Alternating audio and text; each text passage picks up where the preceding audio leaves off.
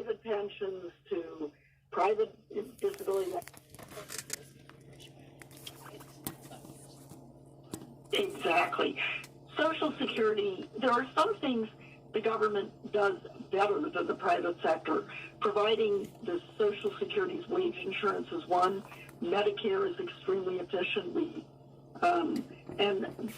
But they put the lie to those ideologues who say, we have to shrink government so small we can drown it in the bathtub. And as a lobbyist against taxes once colorfully said, the American people are polarized about many issues, but we are not polarized about Social Security.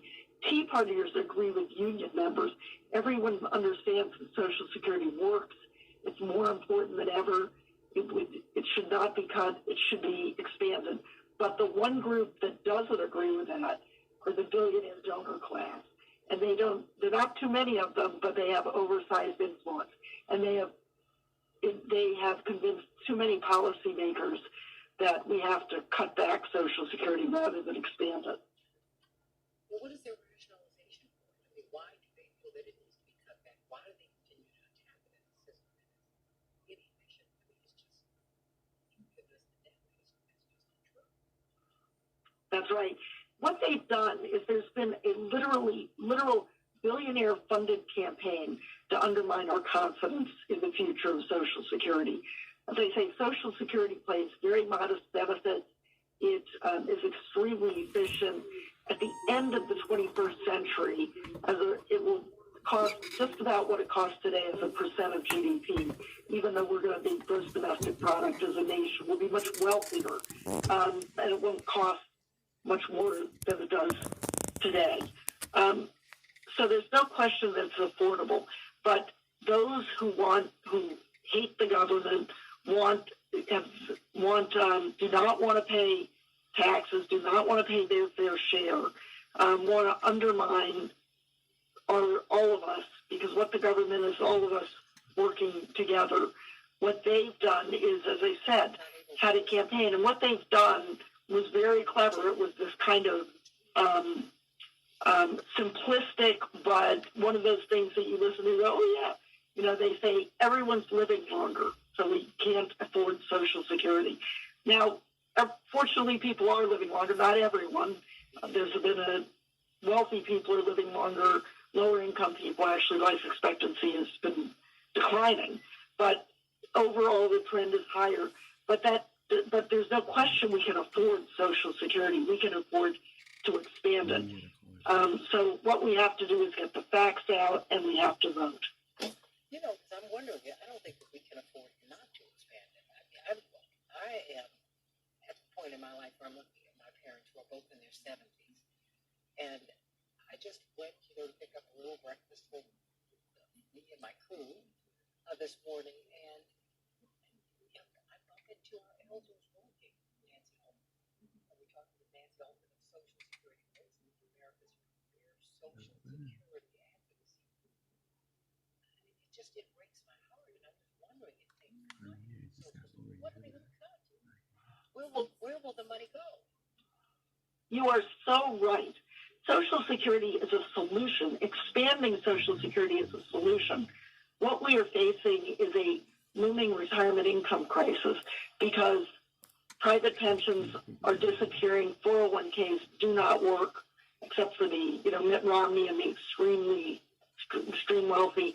We have to expand Social Security. There's a squeeze on middle class and we're all working families, where working families are squeezed between elderly aging parents and their children. Another reason to expand Social Security.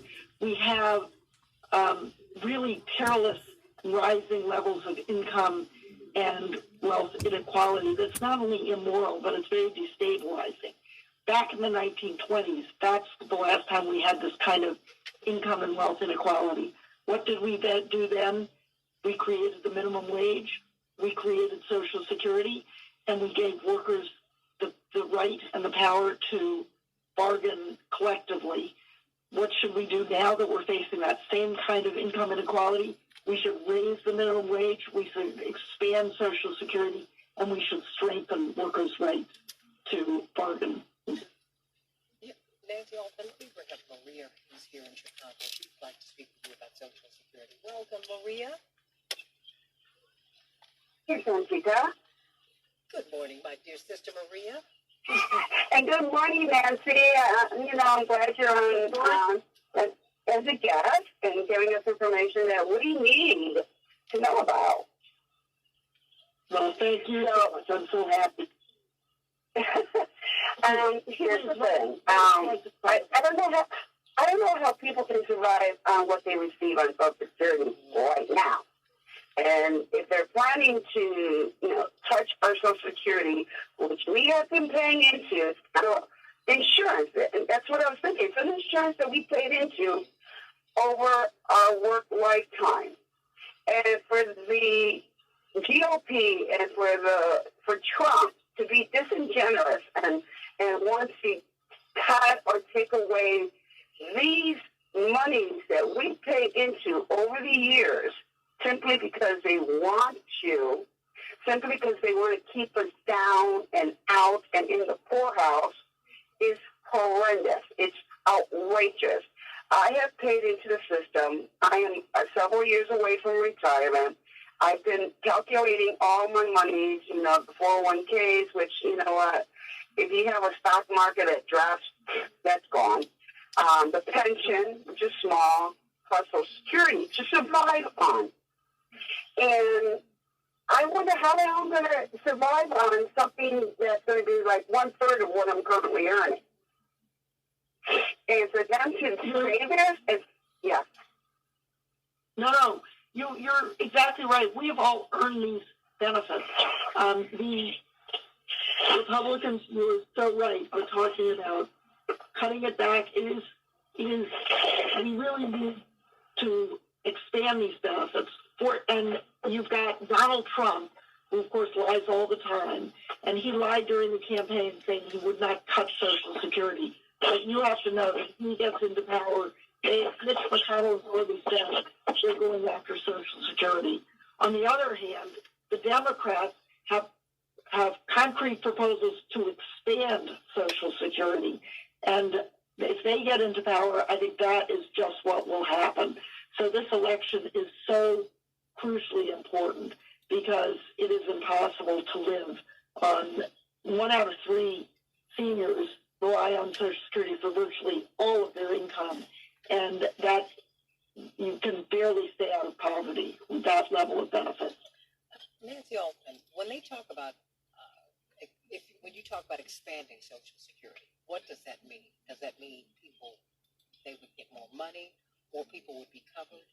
And what about those who are getting disability benefits? Because apparently these cuts, as I've been doing my reading, and please help me to understand what we're looking at, they would be cut. Exactly, you're exactly right about all of that. When we talk about expanding Social Security, we need several things. One is to increase the monthly benefit for all current and future beneficiaries, and the amount can vary. It's like getting a raise. You get. I'd like to see them expanded substantially by 50% or more.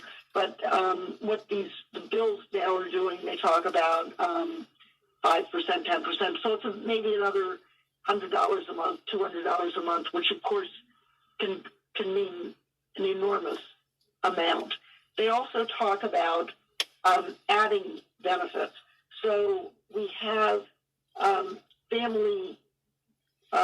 We now have family leave, but when you leave, if you leave to give birth to a child, to take care of an elderly relative, you lose your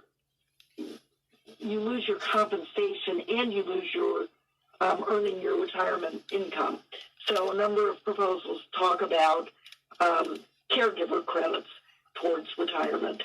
There used to be a student benefit if people continued to, if a child lost a parent, that normally parents try to help their children pay the costs of college or vocational school, post-secondary school, if they are able.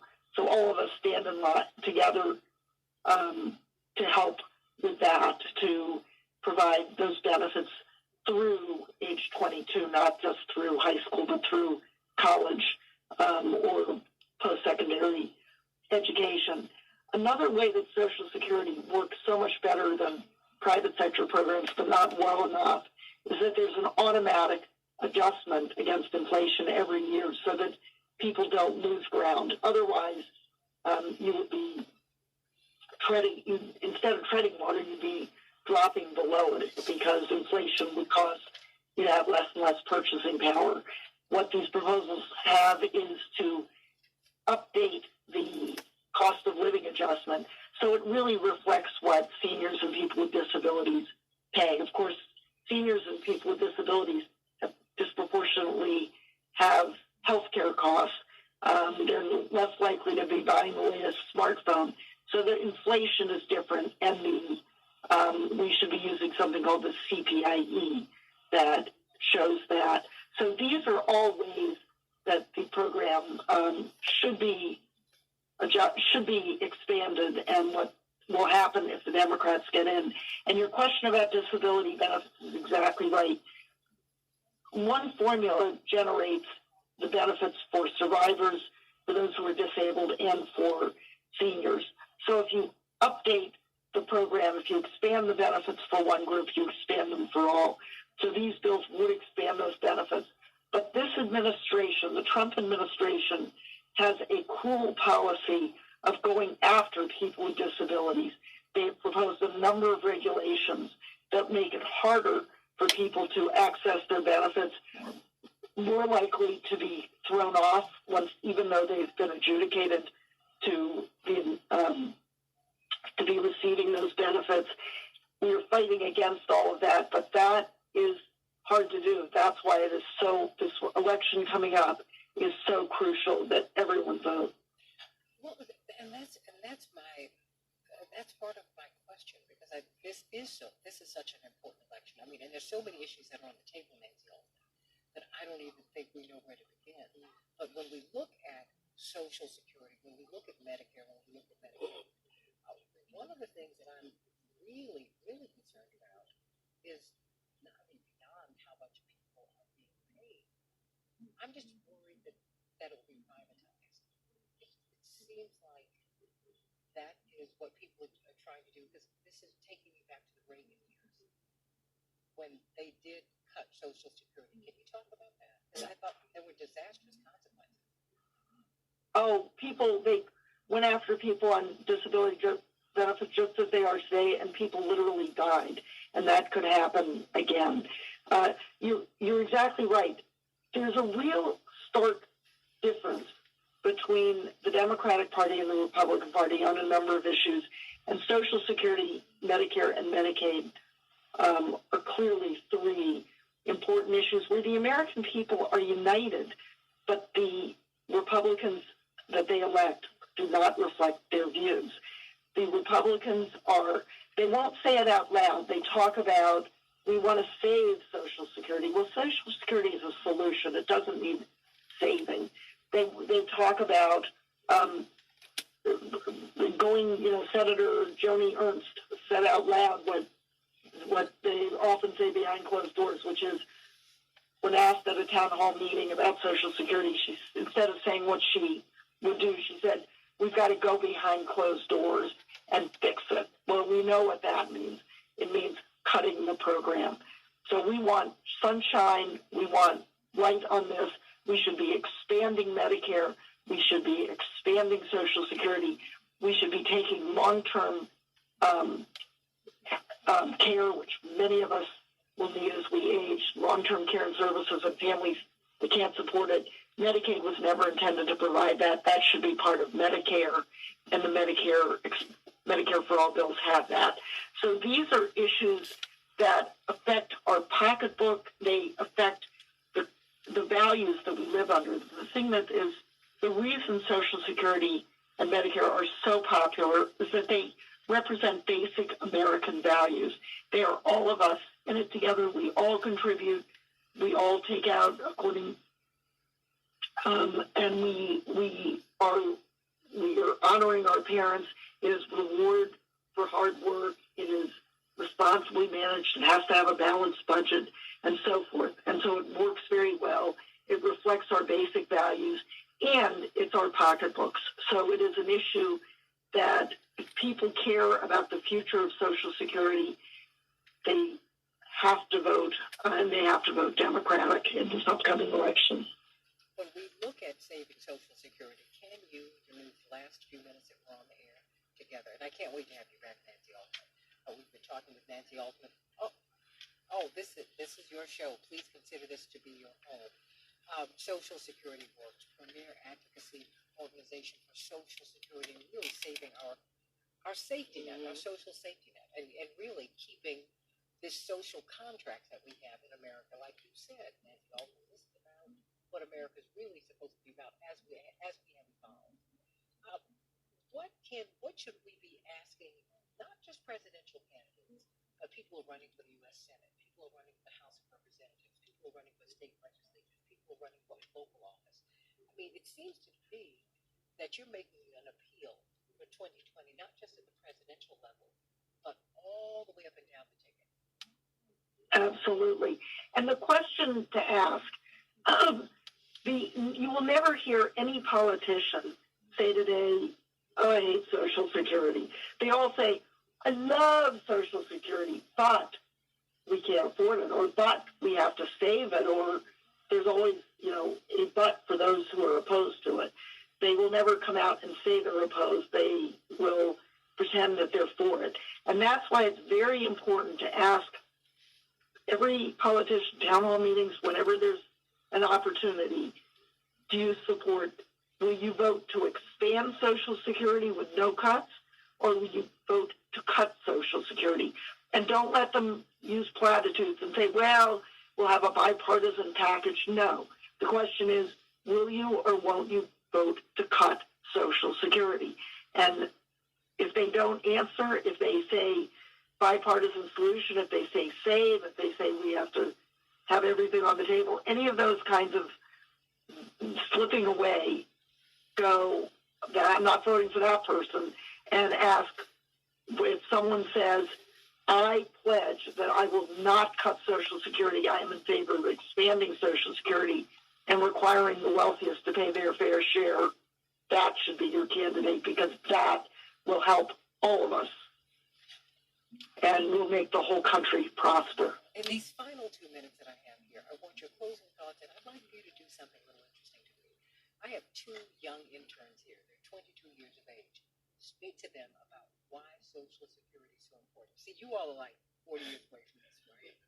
Yes, or so you think, unless you deal with people who are differently disabled. I mean, really, why is it important to our young people? It's important to all of us.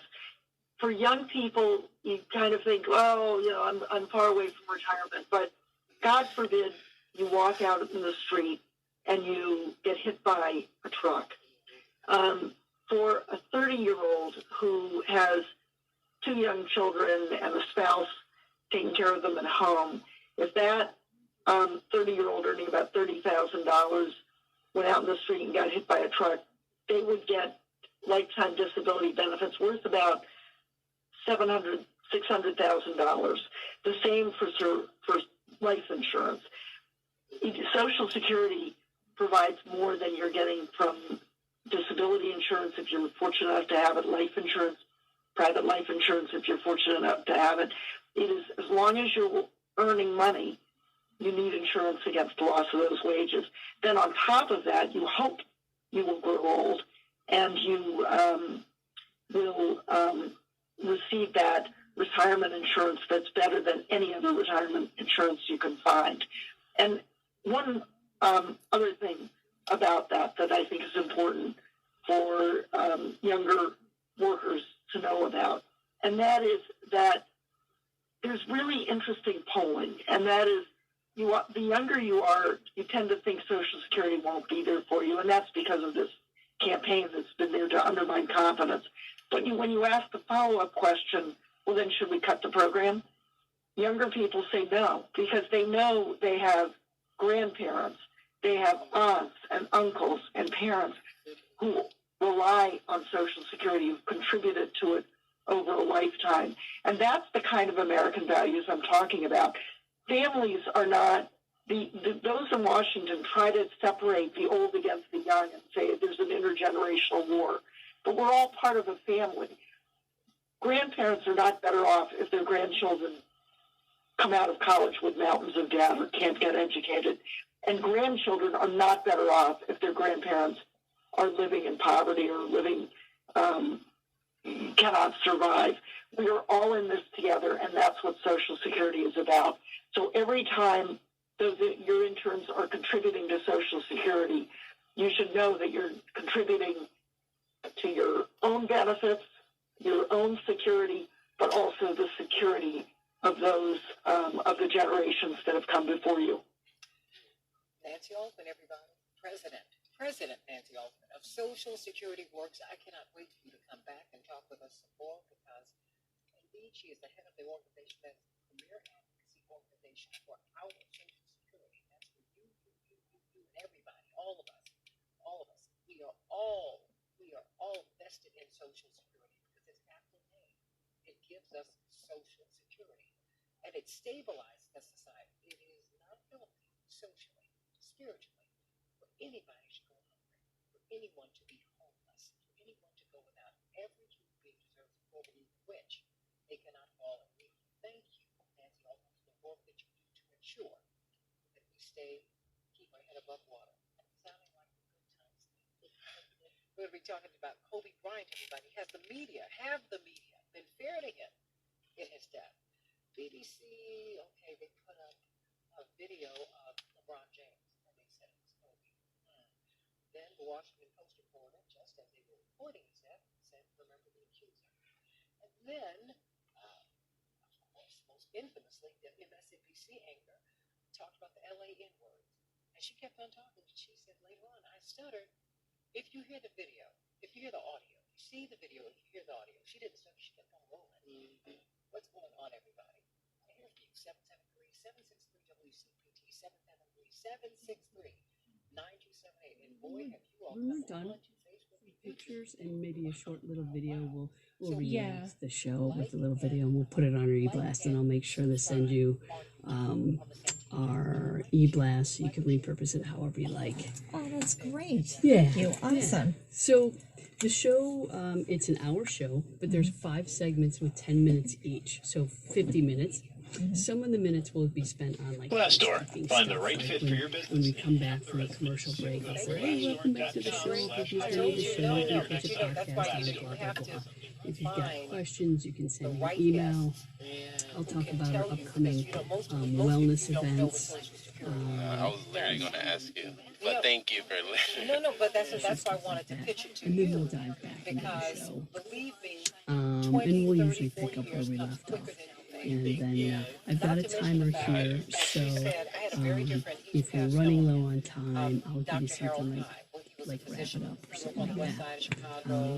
If we kind of goof, no worries, because he's always a great producer. We'll just ask him to back it up like 5 to 10 seconds or whatever. I'll say, oh, I messed up. Let me go back. Okay, good. So it's all good. These questions that we may or may not make our way all the way through.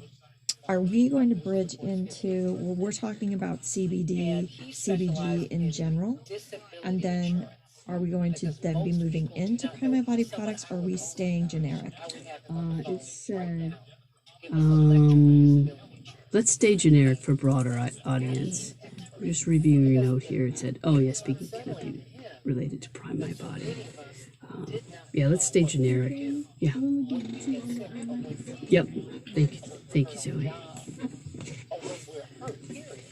So then I put these on. Yep. And then we'll do a sound check in just a couple of minutes. So, and that's the same thing with Social Security. And we hear all these people, the same hits that they give on Social Security that they level, the same criticisms that they have on Social Security. She'll be happy to hang out with you. She'll be like, what? I hit the jackpot with the ladies. And you can't even imagine this. You did not have the equity. They're among my favorites. Were not guaranteed. I love the So when the banks jacket.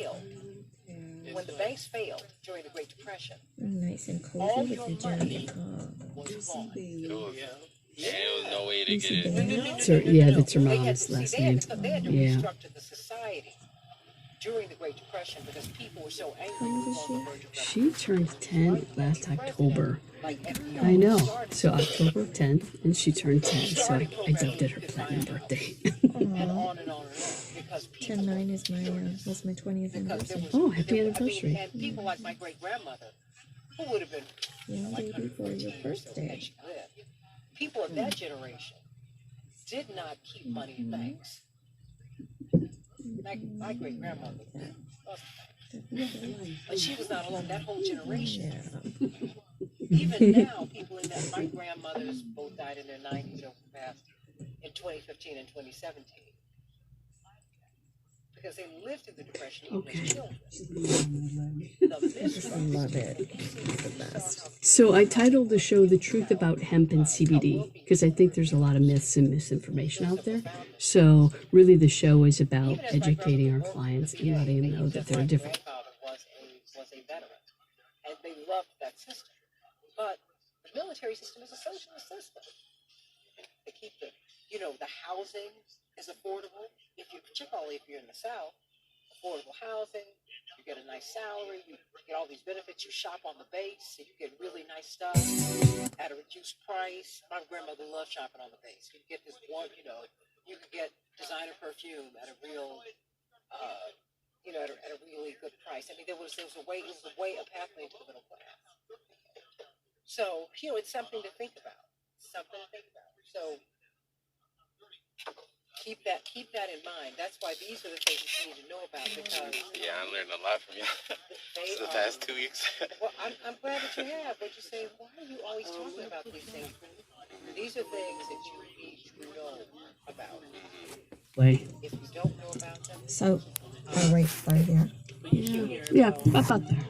is that my soror, Dana? So how can we bring out this information to kids more like me? It's more like And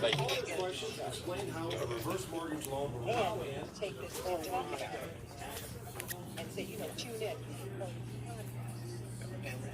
And that might sound self-serving, but I'm just saying because I'm trying. everybody should. Yeah. No, I'm trying to give you the information, not you, but and you should also encourage them to start thinking about their future. Right. Because so many of them are not thinking about their future.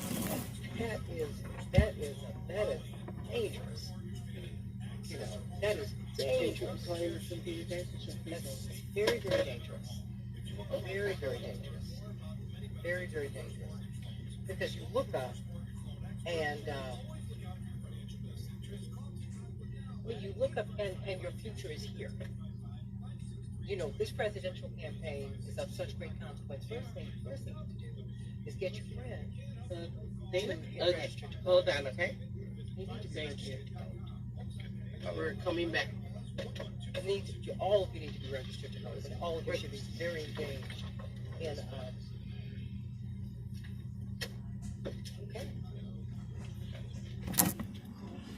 Hey, welcome to the Santita Jackson Show on WCPT 820, the nation's largest progressive radio station.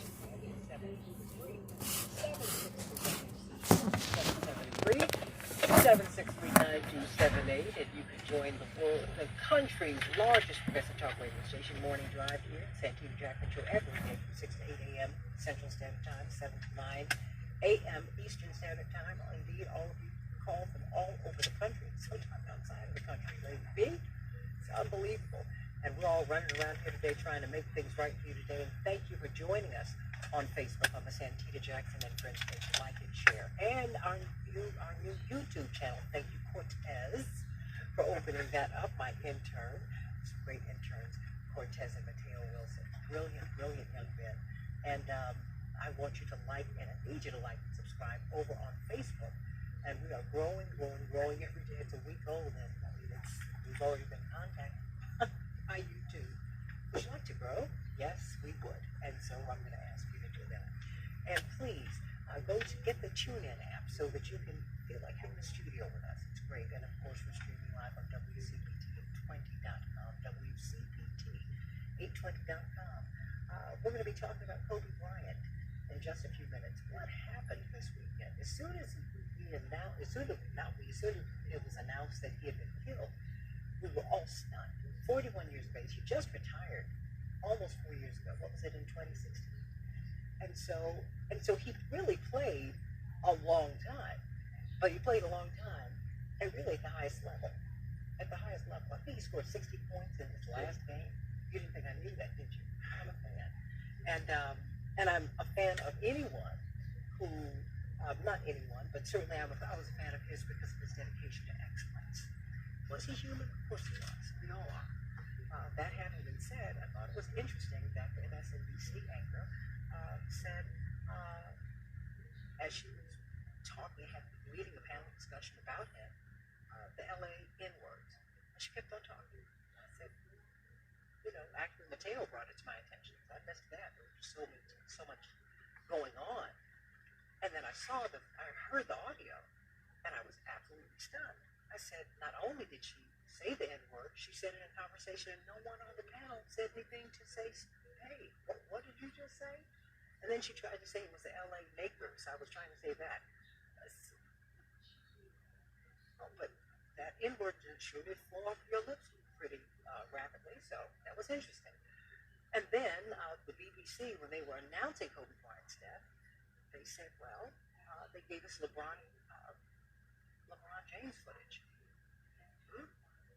And the Washington Post, there is a reporter who's been suspended, but now she's since been reinstated. She's been reinstated. She's back on the job. She tweeted out as soon as he was, just a few hours after his death was announced, remember the accuser. Now, this was a rape case that was dropped. Now, I am someone who, as a human being and as a woman, I don't take that kind of violence lightly. But at some point, when is one exonerated? Really? So, what do you think about the coverage? Are the media being fair to him now? Have they been fair to him? Have they been fair? So, you know what, Cortez, let's get a few headlines in. We've got an all-star panel to talk about this, led by a woman, very, very dear friend of mine, who is also one of the leading figures in all of sport. She has really been moving people around, moving these athletes from the court into real life. And also, I know. I have a lot of questions. Dana London, everybody, and of course, Dwight McKee and Tom Thomas will be joining us in just a few minutes. Call us at 773-763-WCPT, 773-763-9278. Of course, go to WCPT820.com/Santita so that you can hear the podcast after the show. And you'll hear a discussion about Social Security. You might learn some things that you didn't know about that. So, come on, Cortez, let's get it. Everybody, we're dedicating the show today to our brothers and sisters from the Caribbean on up to Miami. There was a 7.7 magnitude earthquake that hit the sea between Jamaica, the Cayman Islands, and Cuba, and it was felt all the way in Miami. So everybody, think about that. The key votes in the Senate impeachment trial are unclear. Because guess what? As the GOP has wrapped up their place, Senator McConnell has said that the GOP doesn't have enough votes to block the impeachment witnesses. What will that mean? And everybody says that witness number one, soul brother number one, is John Bolton. What will he say? What will he say? What will he do? What will be the result? 75% of Americans, according to the Quinnipiac poll, want witnesses. And they want witnesses before the vote. What about you? That's right. Former Trump Chief of Staff John Kelly said, you know what? I believe John Bolton, and I want to hear from John Bolton. Wow. And even though many in the GOP believe that what President Trump did by withholding aid to the Ukraine was wrong, they said it's not impeachable. Just remember, 75% of Americans now, going straight across partisan lines, want witnesses. Now they want to know Now we want to know what happened. In the meantime, the presidential race is going on. You've got Senators Amy Klobuchar, Elizabeth Warren, Bernie Sanders, and Michael Bennet, all four of whom are running for the United States presidency. They're running for the Democratic nomination. They're sitting there listening to the trial. And it's interesting. It's interesting. As they are doing that, guess what? Hillary Clinton, it seems that she said that she would win again if she ran in 2020. And she's renewing her attacks on Bernie Sanders. What do you think is up with that, everybody? And now, Sanders supporters are fuming because Clinton allies have been named to key Democratic convention committees. So what do you have to say about that? We're going to talk about that later. Maybe not today. We are going to talk about it. It turned out China spurned the CDC offer, the Centers for Disease Control, offer to send a team to help contain the coronavirus. And now we're finding that there's been human-to-human transmission and that every patient is infecting 2 to 3 people at least. The United States dropped a record number of bombs on Afghanistan last year. Lady B, 7,423 bombs were dropped on Afghanistan by United States forces. Yes. And Cortez said, what? Yeah. And it's an 8-fold increase from 2015. Everybody, there's a whole lot going on. We're going to continue to talk about that on the Santita Jackson Show. In the meantime, the Chicago Bulls are going to be playing the Pacers tonight. And, of course, you're pulling for the Bulls or the Pacers. For the Pacers. That's the only way. Oh. They'll win, I bet. The Dow went up 187 points yesterday. They closed 187 points up. NASDAQ closed up 130 points. The S&P closed up 32. And we're expecting a high of 32 degrees today. You just frustrate me so. What's up with the media's treatment of Kobe Bryant? What do you think about this? Well, we've got a wonderful panel. The beautiful Dana London. They had a transition team. She is someone who has really been helping these basketball players to see life beyond the court. Athletes see life beyond the field. And so we're so grateful for her and her work. She is absolutely brilliant. When we said that we were going to do this, didn't I call her? Yes, you did. I'm calling her first. Yes, you did. I got to speak with her. Plus, she's my soulmate. How you doing, Dana London? Good morning. Yes, one of my favorite people. Looking fabulous in that red at Founders Day last week. Well, a couple of weeks ago. Yes, it was fabulous. And she was fabulous. Okay. She and her daughter were in the same dress. Yes, she's that girl. She and her daughter were in the same dress. That's cute. I was like, well, who does that? I bring that up because she didn't know we were twinning. I did, and so that became it was enjoyable. She was like, I don't mind, but you gotta warn me first. You were giving inspiration to all of us Social Security AARP chicks. That's right, in the house. In the meantime, we want everybody to continue to tune in to the Santita Jackson Show Facebook page. The Santita Jackson Show YouTube page. Like and subscribe and go to Facebook, everybody. So many of you are already there on Facebook on the Santita Jackson and Friends page. Please like and share there.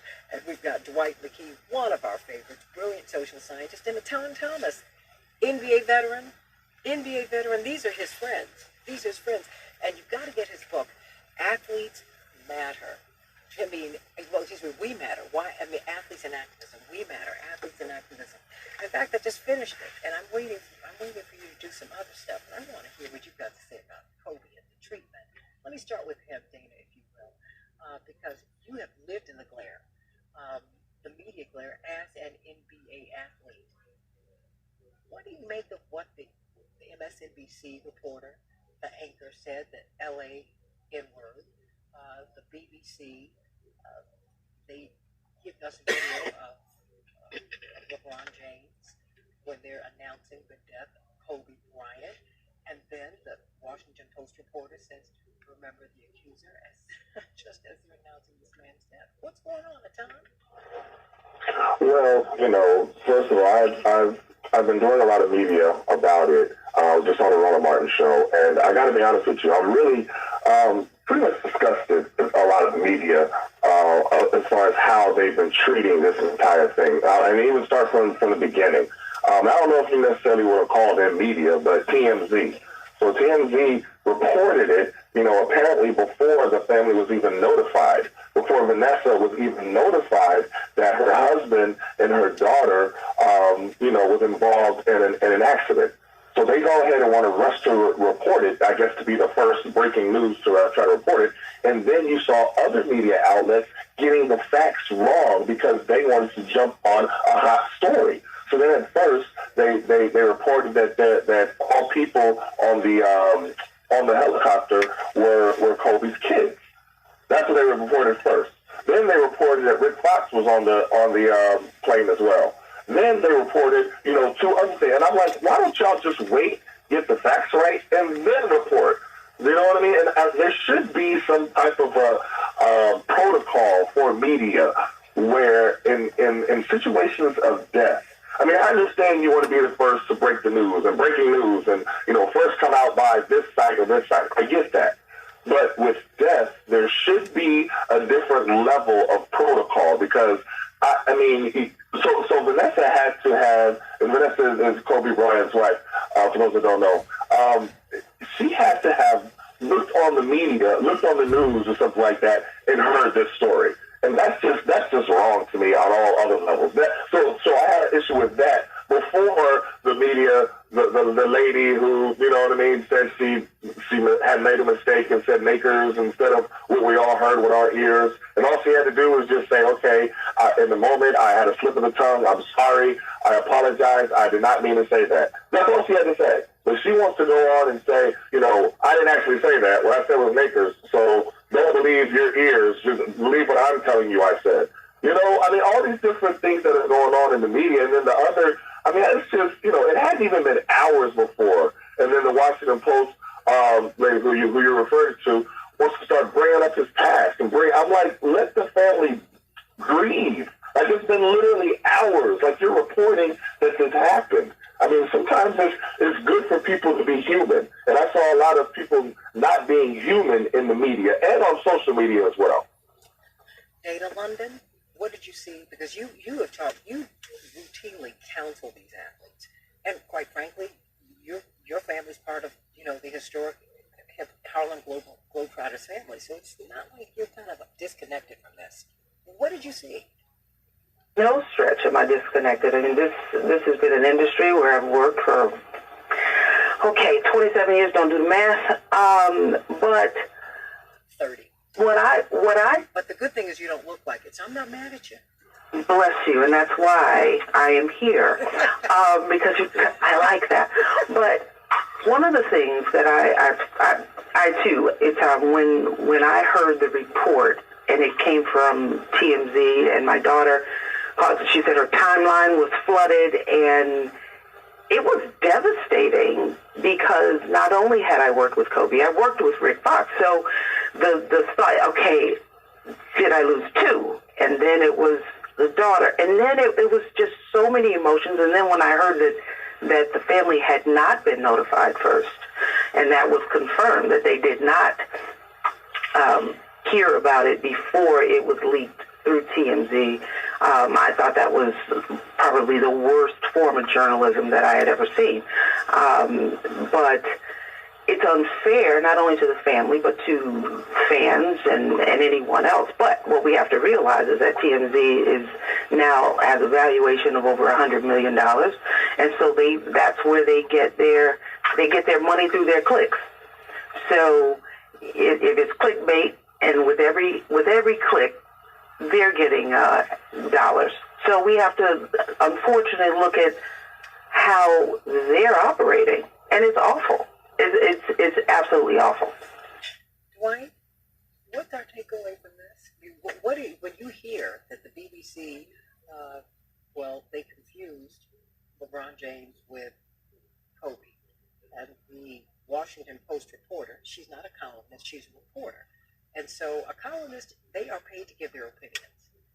But a reporter is not. They're paid to tell the story. And she says, okay, remember, I'm tweeting out a Daily Beast article, remember the accuser. I'm like, well, what's it have to do with this? With a dropped case? Are you kidding me? And then the LA N-word? Well, first let me say hi to my longtime friend, Dana London. Good morning, Mr. McKee. Good morning, Sister London. Always good to talk to you. It's on a couple issues, Santita Jackson. One is that you have to really believe that that's not the first time that that reporter used the N-word, that it flows so naturally and so fluidly that it seems as if off television that was probably the basis of whatever conversations they had about the Lakers. And it's indicative of that kind of contempt that they have for black athletes and black men in the terms of their true feelings. Kobe, in a age of idolatry, was the perfect icon. He was kind of a combination of Michael Jordan meeting the Fresh Prince of Bel-Air, which means he transcended about 4 generations and ran counterculture to all the stereotypes. And how does a reporter who only speaks one language tell an athlete who speaks 4 or 5 languages to shut up and dribble? Kobe was really a Renaissance athlete who was as intelligent as he was gifted as a basketball player, international in his scope and in his experience, coming from a family of Renaissance people. His father played in Italy, as well as Philadelphia, and mother was erudite and gave him a skill set that was beyond the normal United States English-speaking, myopic, my country right or wrong vision for his life and his relationships, which is why he was adored all over the world. He was adored in China because he spoke Chinese. He was adored in Italy because he spoke Italian. He could speak to the different players, international players, in their own language. He, in some ways, was like the Paul Robeson of basketball, and it just elevated him to another level. So, what do you make of? What are we to make of? See, two of my interns are 22 years of age at Tom, and Dana and Dwight, and I'm saying, they have felt that I'm, maybe a little sensitive racially, and then one of you, Mateo, said, "Do you hear what she said?" Now, mind you, I'm not shocked. I'm mildly surprised. And what is really, what I'm glad that you all are beginning to see is how the panel, when the MSNBC anchor, and she was the anchor, when she said that, no one on the panel stopped her. No one. At first, she denied it. She did not apologize. Dwight, before I go back, well, no, Atan, help me, because you're the father of young children. Help me. What? Talk to these young men. So the lady you're talking about's name is Allison Morris, and her exact tweet was after it happened. She said, "Earlier today, while reporting on the tragic news of Kobe Bryant's passing, I unfortunately stuttered on air, combining the names of the Knicks and the Lakers to say Nakers." She said, "Please know I did not and would never use a racist term.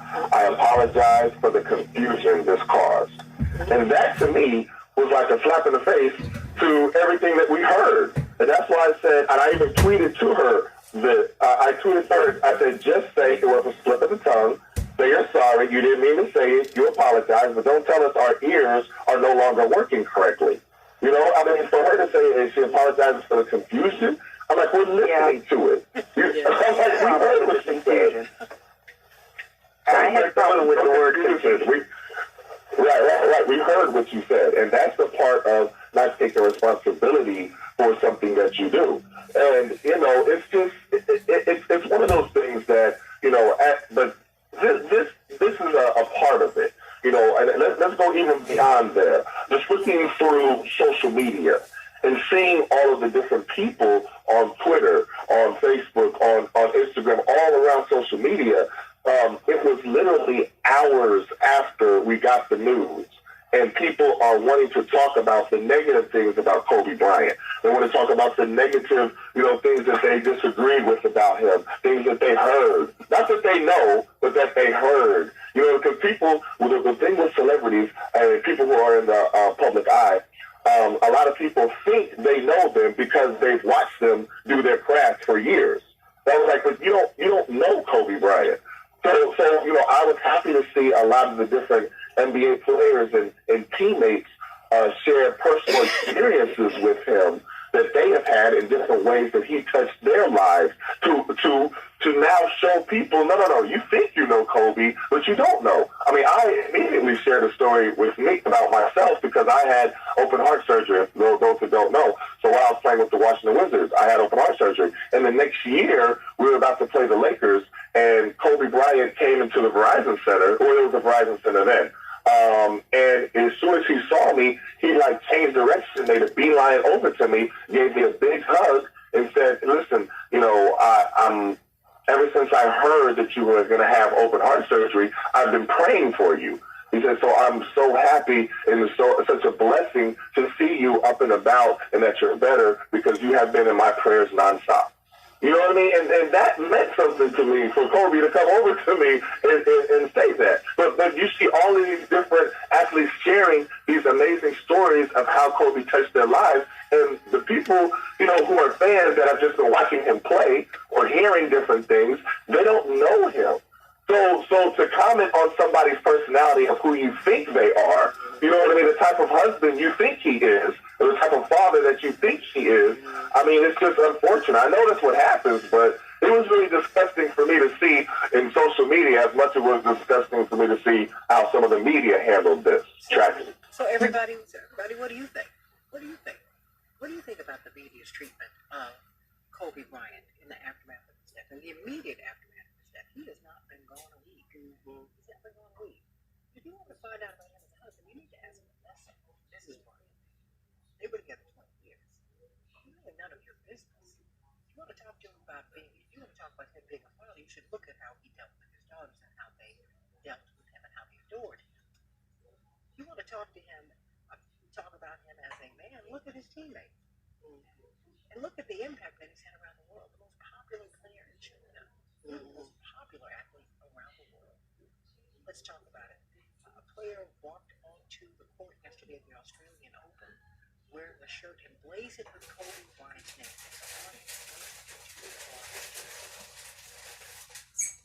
what about this? What about how he's being treated in death? And they're pushing the negative narrative, everybody. And some people are allowed to float. And their reputations, they're just allowed to go from strength to strength. Some way, Kobe Bryant, Michael Jackson, Neverland should be an amusement park. They turned Graceland into an amusement park. We don't touch Elvis' girl, the 14-year-old girl. It's happening back when the Santita Jackson WCT 820, the nation's largest progressive talk radio station. I just talked about an evening playing field, everybody. Back just a minute. Okay, did you get any text from Sabrina anymore? She told me it was low at first, so I had to move the mic closer to you.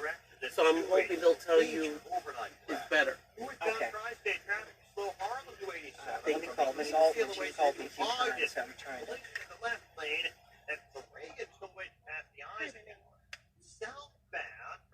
Are you listening to us on Facebook? President Altman, I'm still on the air. I am so sorry. I was like, I wish I could speak with her right now. And you want to talk about coming out of Kobe? 36 minutes out here to downtown. Highs an hour, 45 minutes from 3-9. No problem. Hold on, okay? No. I am 30 minutes, 90 minutes downtown. No. I'm on commercial break. We're putting it up on the WCPT website. The return of the Social Illuminati Security Congo, works. the man, the myth, the esoteric legend. They Absolutely. say that time kills all. Can we destroy the psychological construct of time and form a new way of relating. No, you did not. And I would love to have you come back. With Daily in Purdue, Saturdays at 6 p.m. on WCPT 820. Oh, I cannot wait. And thank you. Your office, they were so responsive and so kind. And just thank you for availing yourself to so technology with available intelligent adaptive cruise control, the stop and go, lane centering, and speed sign recognition as they discover new worlds from available leather thank you. You inspire me, President Alton. 2020 Ford Explorer, completely redesigned. I think it's important. It's the greatest. I think it's important. Our girls are particularly cheered, and our boys do too. And our men and women do. How about that? When's the best time to make something happen for your small business? Right now. Bless your heart. Thank you so much, President Alton, and I can't wait to have you back. It's the perfect time to try a fresh new God bless you. with postcards, banners, labels, and stickers, Thank and you, much you too. more. Bye-bye. Want to build a better brand? Why wait for later when Vistaprint can help you own the now? The Right Now sale ends January 31st, so head to Vistaprint.com to get up to 50% off everything. Just use promo code SAVEBIG. That's Vistaprint.com, promo code SAVEBIG. What's in store this week at your local Staples? Out with the old and somebody sent me with another the too. new. You can't print without ink. Yeah, That's right. it's very hard. Follow this while So on stock the up air on the tonight. ink and toner you need and save at Staples. Because right now, when you buy $75 of ink or $200 of toner, you receive 25% Get back directly in into the Staples mic. rewards. All right. 25% back in rewards. A nice way to start the new year. Staples, where there's a whole lot more in store. That's 2120. See store or staples.com/25 in rewards for details. It's hard to be stuck in the car for an hour, much less for weeks at a time. But sadly, many families right here in our community call their cars home. Wouldn't it be nice to help find them an apartment instead, or a bed, or even a shower? Well, you can by giving to the Salvation Army, where every donation fights for good. Visit GiveWestwood1.org. That's GiveWestwoodOne.org. Now, to help fund housing assistance initiatives for our neighbors most in need. You still got When you went car shopping, you meant business. You 30. ace vehicle history searches This and the last- test drives. You out-salesman the salesman. Now you got your wheels. If you manage that, you can get your retirement plan on track. Visiting aceyourretirement.org to help. With 401k tips and smart saving strategies, you'll have the info you need to get more for your future. Go to aceyourretirement.org. 10 seconds. Because when it comes to speeding past financial challenges, you're ace. Brought to you by AARP and NAPA. Chicago's Progressive Talk, WCPT 820, where facts matter. Hey everybody, welcome back to the Santita Jackson Show on WCPT 820, the nation's largest progressive talk radio station, taking your calls at 773-763 WCPT 773-763 9278. We've got this all-star panel, if you will, Dana London of Transition Team. She's been working with the NBA. Of course, she has worked with Kobe Bryant for more than 20 years. So, and of course, Tom Thomas, members of the family here. And of course, he's a brilliant writer. You've got to get his book, We Matter, Athletes and Activism. And he's, of course, a columnist at The Guardian as well. Brilliant poet, thinker. And of course, Dwight McKee. Every time we have these great issues, everyone wants to hear from what my family lovingly call him Dr. D. Dwight McKee, before I go to these callers, I know you're running today. You've got an appointment, and I'm glad that you were able to share some time with us today. Can you help us to kind of put our arms around this? Because you know, my young interns were shocked at this MSNBC anchor. Thank you so much for laying it out for us at time. But she not only did she say it, she denied that she said it. And when you listen to the audio, it's so clear that she said it. I mean, and she said it and didn't stop, and no one stopped her. And then LeBron James, wait a minute, you can't tell the difference between LeBron James and Kobe Bryant, apparently not BBC, and in the Washington Post. While we are mourning his death, we're trying to process the fact that this man has died. You bring up a dropped case? I'm not saying that. Oh, Dwight, help me. Well, I think that, again, you live in an age that media is the reflection of society. And in society, there's a lot of latent racism and contempt. And particularly for black athletes who are making a lot of money, many of them too. And people believe that their role is to entertain, not to be active in their own issues that affect them closely. I'm intrigued by the book that the brother has, where he talks about athletes and socialism, because, social activism, because athletes have been on the front line for years in terms of social activism. So everybody from John Carlos to Bill Russell to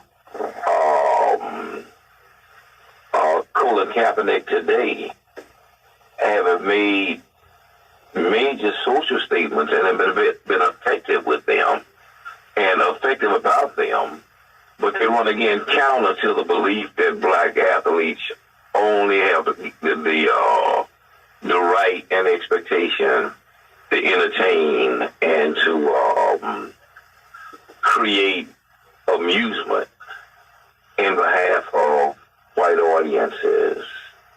And I think kind of since Kobe ran so counter to the stereotype, there is a lot of people that have a lot of resentment for him and what he represents, because he is an idol to a lot of white people, particularly white young girls, because he took up their mantle for equality and their mantle for social excellence, for social and occupational excellence. And there are a lot of people that have the same kind of contempt, the same level of contempt for them. They don't believe that women should have the right to be treated as equals in professional sports.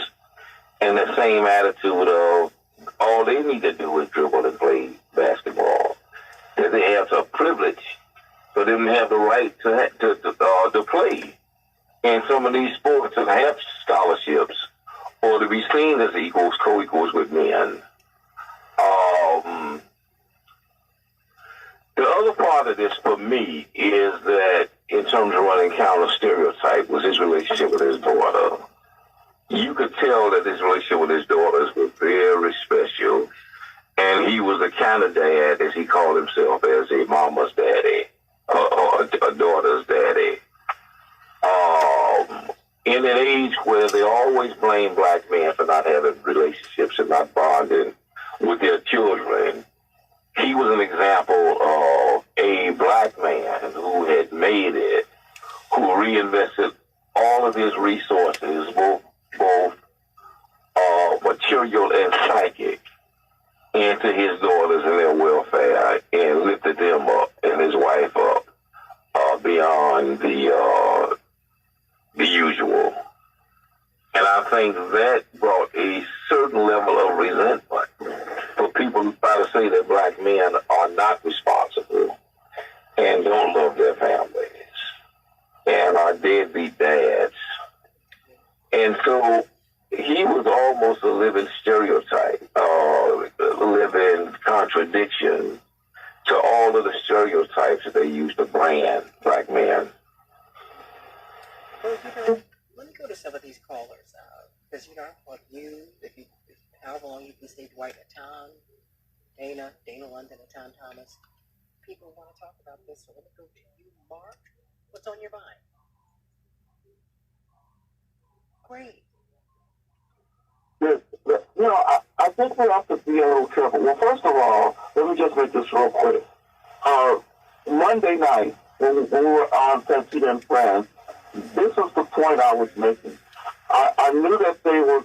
It's like I knew that the negative stuff was going to come about a case that really amounted to nothing.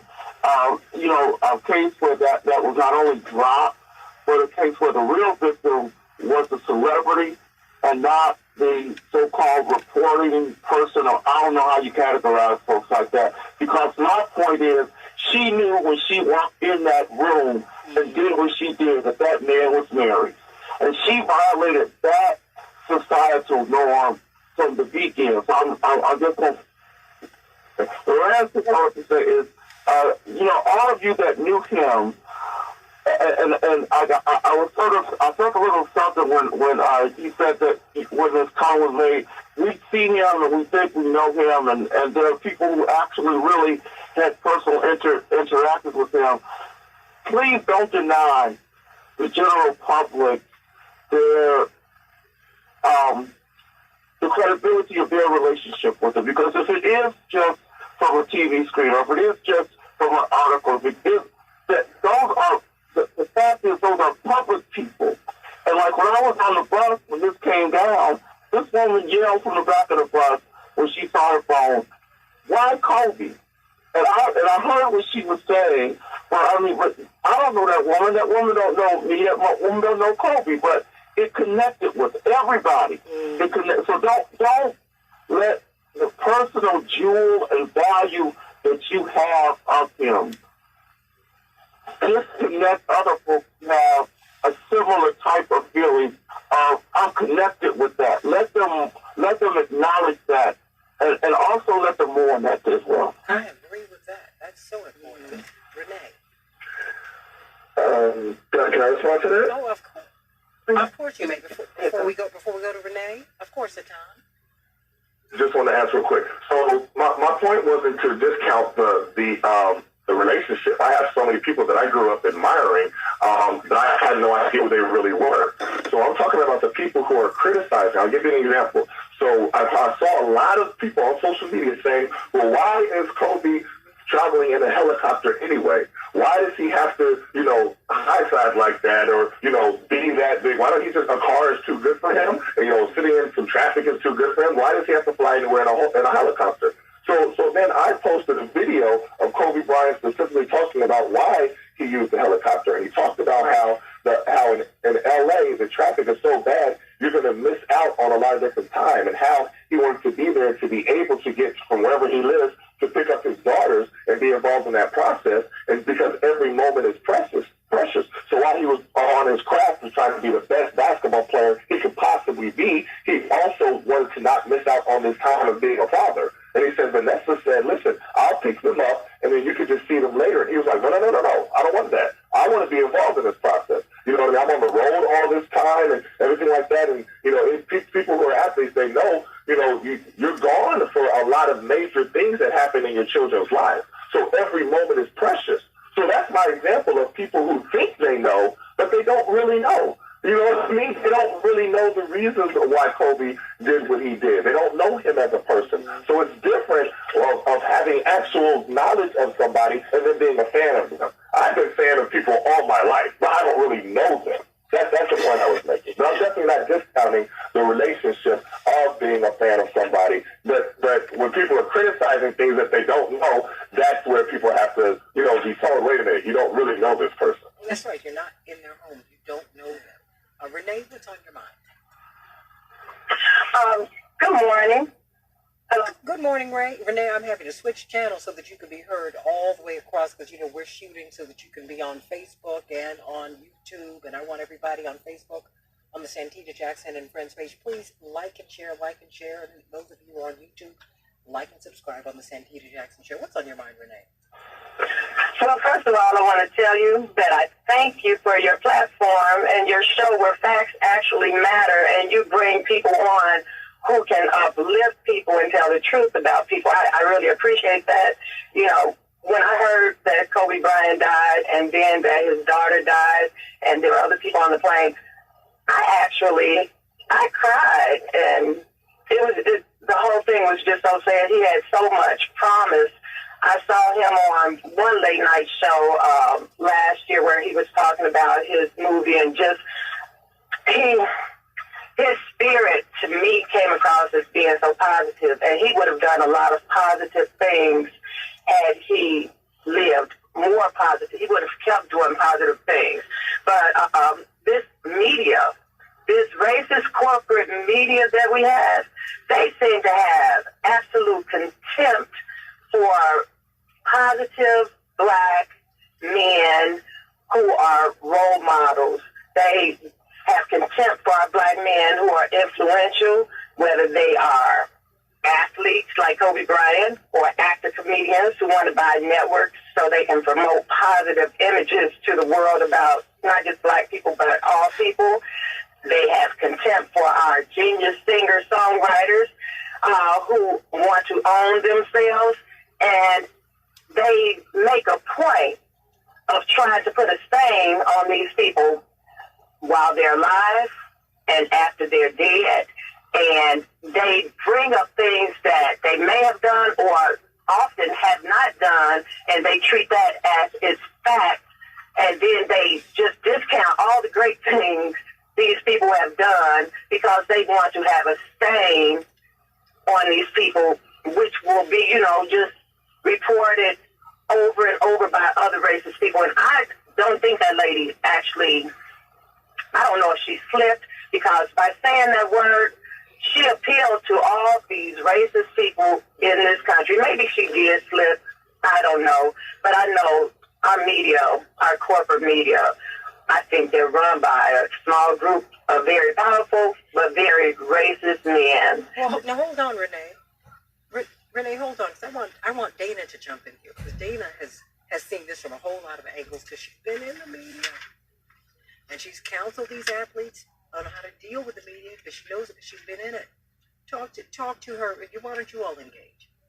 Well, Renee, one of the things that I can say, I mean, in my 27 years in working with athletes and entertainers, and I happen to, in addition to the athletes, I've worked with an actor-comedian who was trying to buy a network. I worked with, I continue to work with him to this day. So my view on what's happening and what has always happened with black men, it's one of the reasons why I started transition teams. Tom may not realize, but I was working with quite a few of his teammates with the Wizards in his time there. And Dwight, we've known one another for many years, going back to the Ernie Banks and Vince Evans days. And so what I've seen is the breaking down of the black man. And so for me, when I believe that God gave me the vision to do something, I ask, why me? And one of the answers that I heard as clearly as I hear your voice is that I'm losing too many men. And so in that, when you've got men who've been given an opportunity with a vehicle that surpasses most to do a great thing, and be an influencer to many, many people, there's always going to be the breaking down of that man, because once the black man is elevated, our families are elevated, our community is elevated, and unfortunately, it's a societal thing to keep us, quote unquote, in our place. So when I was interviewed on Nightline, and when I was interviewed on Oprah and all these other shows where you talk about, these things are happening, athletes having kids out of wedlock, athletes doing this, but we're still talking about men. So if we break it down to just the man factor, it's not athletes, and it's not black athletes. I mean, the stories that existed, the stories that came out about the current president before he was elected, and then yet was still elected. I think that those stories are worse in my mind than almost any I've heard with any athlete, and I've worked with hundreds of athletes.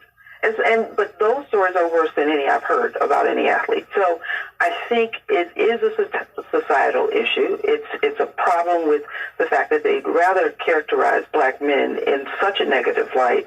I too have my Kobe stories of him taking the time to talk to my 9-year-old at that time.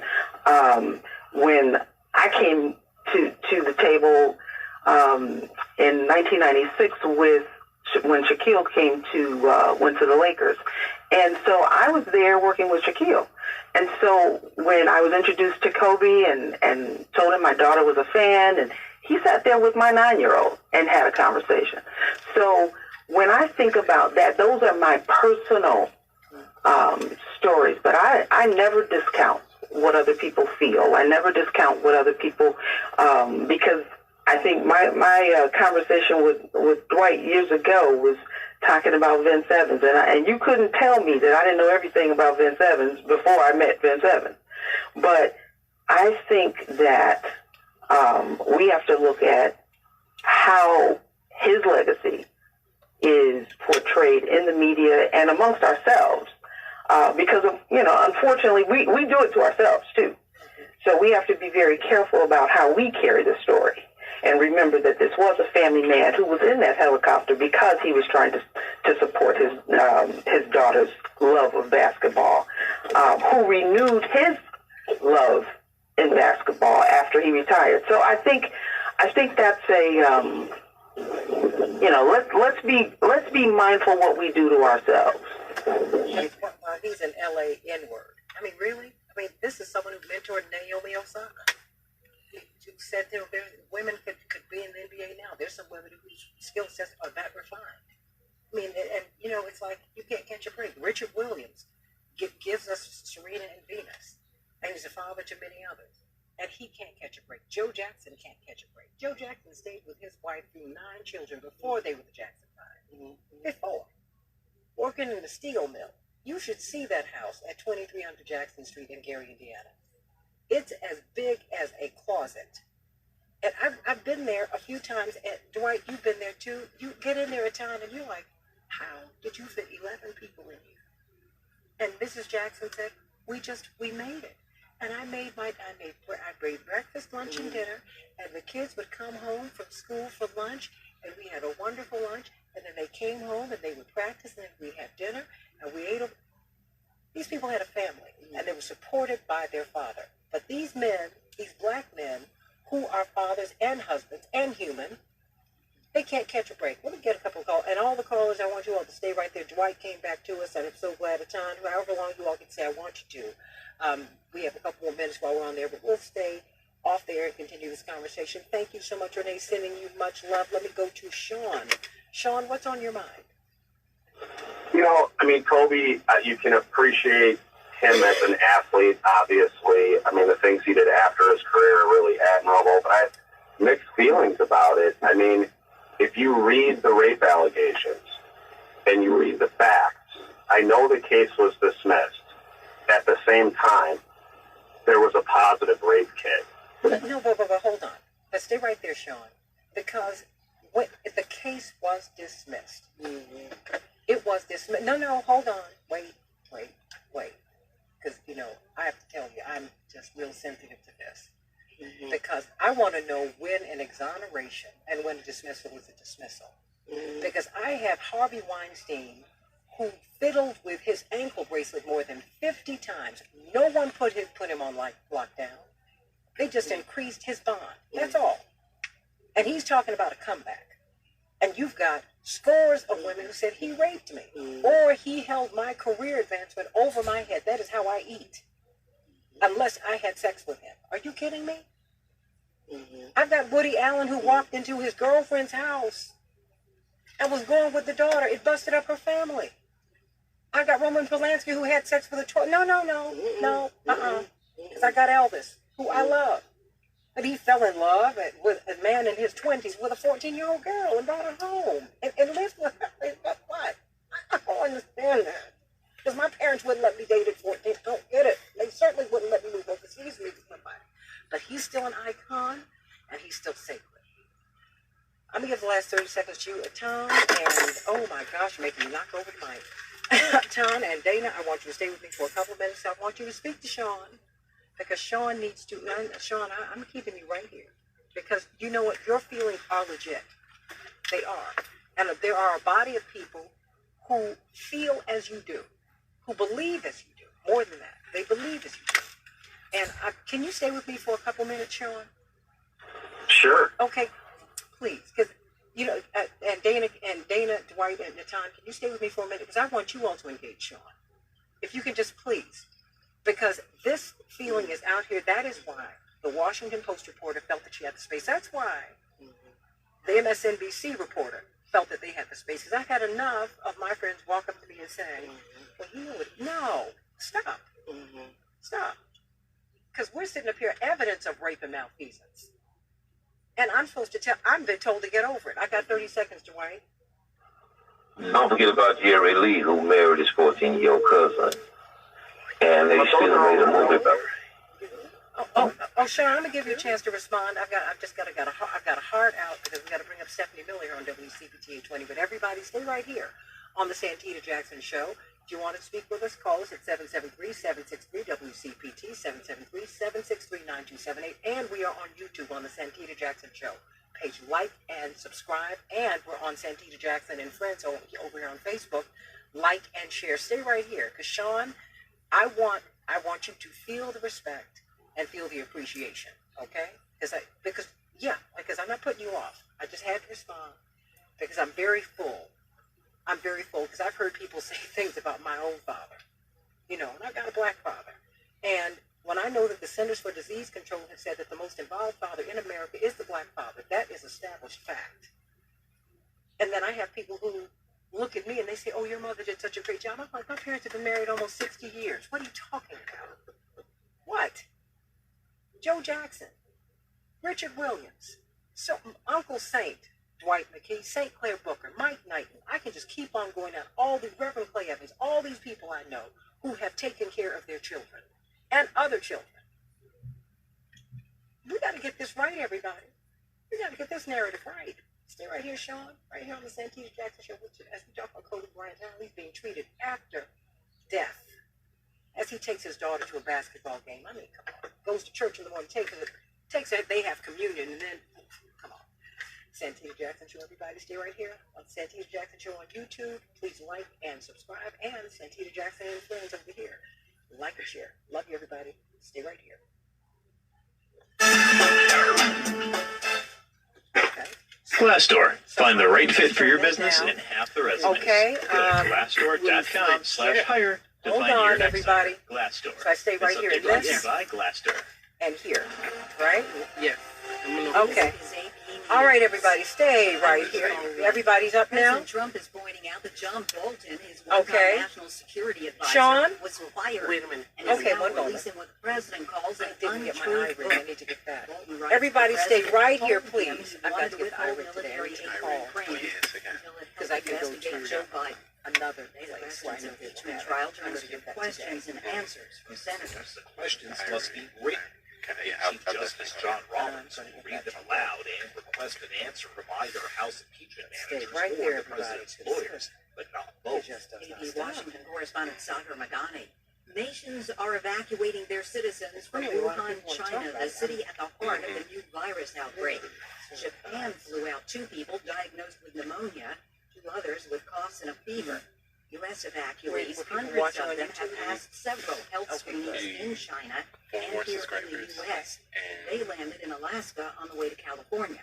On 13. Zink is Alaska's chief medical officer. It's a pleasure to sit here today and announce to you that we have completed a healthy screening of 201 passengers on Facebook, China that stopped in See Anchorage, the numbers Alaska. on Facebook. Correspondent Charles de la I was really shocked by that. What now? Why was it too high or too low? No, it was much higher than I've ever seen it. Kind of look at the reach. I have it up there. Yeah, you had 130 at one point, and plus Yeah, more. just I was surprised. Alaska's chief medical officer. You think it's because of the Facebook? Says for many Because of YouTube? it's been a moving and uplifting Probably.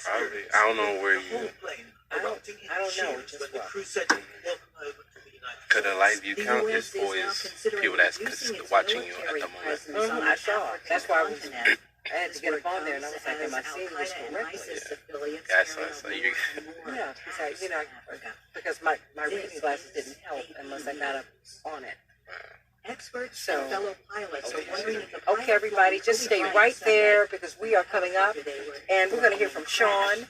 And I want Dana London of Transition Teams and Tom Thomas, author, NBA veteran, and the author of one of his latest books is We Matter, Athletes and Activism, and Dwight McKee. He's running today, but all of them are running today. But I want to hear you out, Sean. And can you turn that down?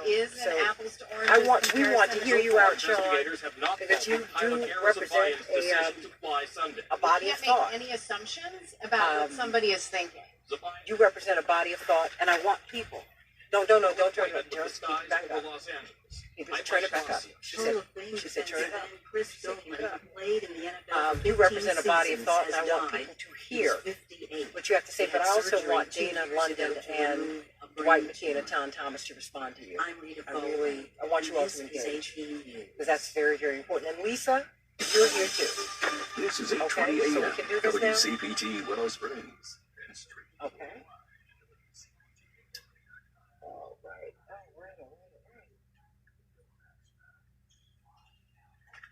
Yeah, okay. Otherwise, other conversation will go over there. Okay, no worries. Okay, great.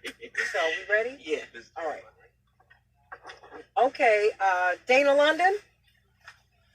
Okay, and Tom Thomas. All right, and Dwight McKee.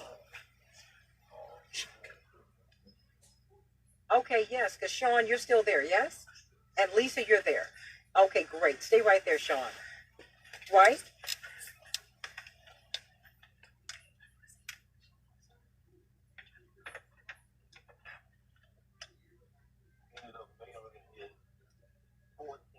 Cousin never did time, and it may explain why they call this movie Three Balls of Fire. Also, he had a cousin himself who was an avid child molester by the name of Jimmy Swagger. And it never comes up, never did a day in jail, never paid any retribution for his crimes. And it's just a double standard where you have Bill Cosby and Kobe on trial and the alleged black Michael Jackson on trial, either accused and tried or accused and convicted, is inconsistent. It is inconsistent. But Sean, you're saying that you appreciate him as a basketball player, but you feel that his legacy is mixed. So when you heard that he died, that he'd been killed in this crash, you felt what? When you see this happen, as a father, it's horrific, right? He dies with his daughter. As someone who likes basketball, and you see him, and he was, one of the greatest. So you are sad because of that, and you have a connection, and it makes you realize your own mortality, right? But when you look at things, like, I don't really care about other celebrities or people in the media who've done bad things. When I look at Kobe, I go, look, the facts are, great basketball player, did wonderful works afterwards, but he has this thing with rape, a rape allegation against him. It was substantial. The evidence was pretty damning. Now, it was dismissed because the 19-year-old girl, after being slut-shamed, and because they did a scorched earth policy with her attorney. I'm an attorney, so I get it. You attack the victim. Oh, no, well, hold on. Hold on, Sean, because they also...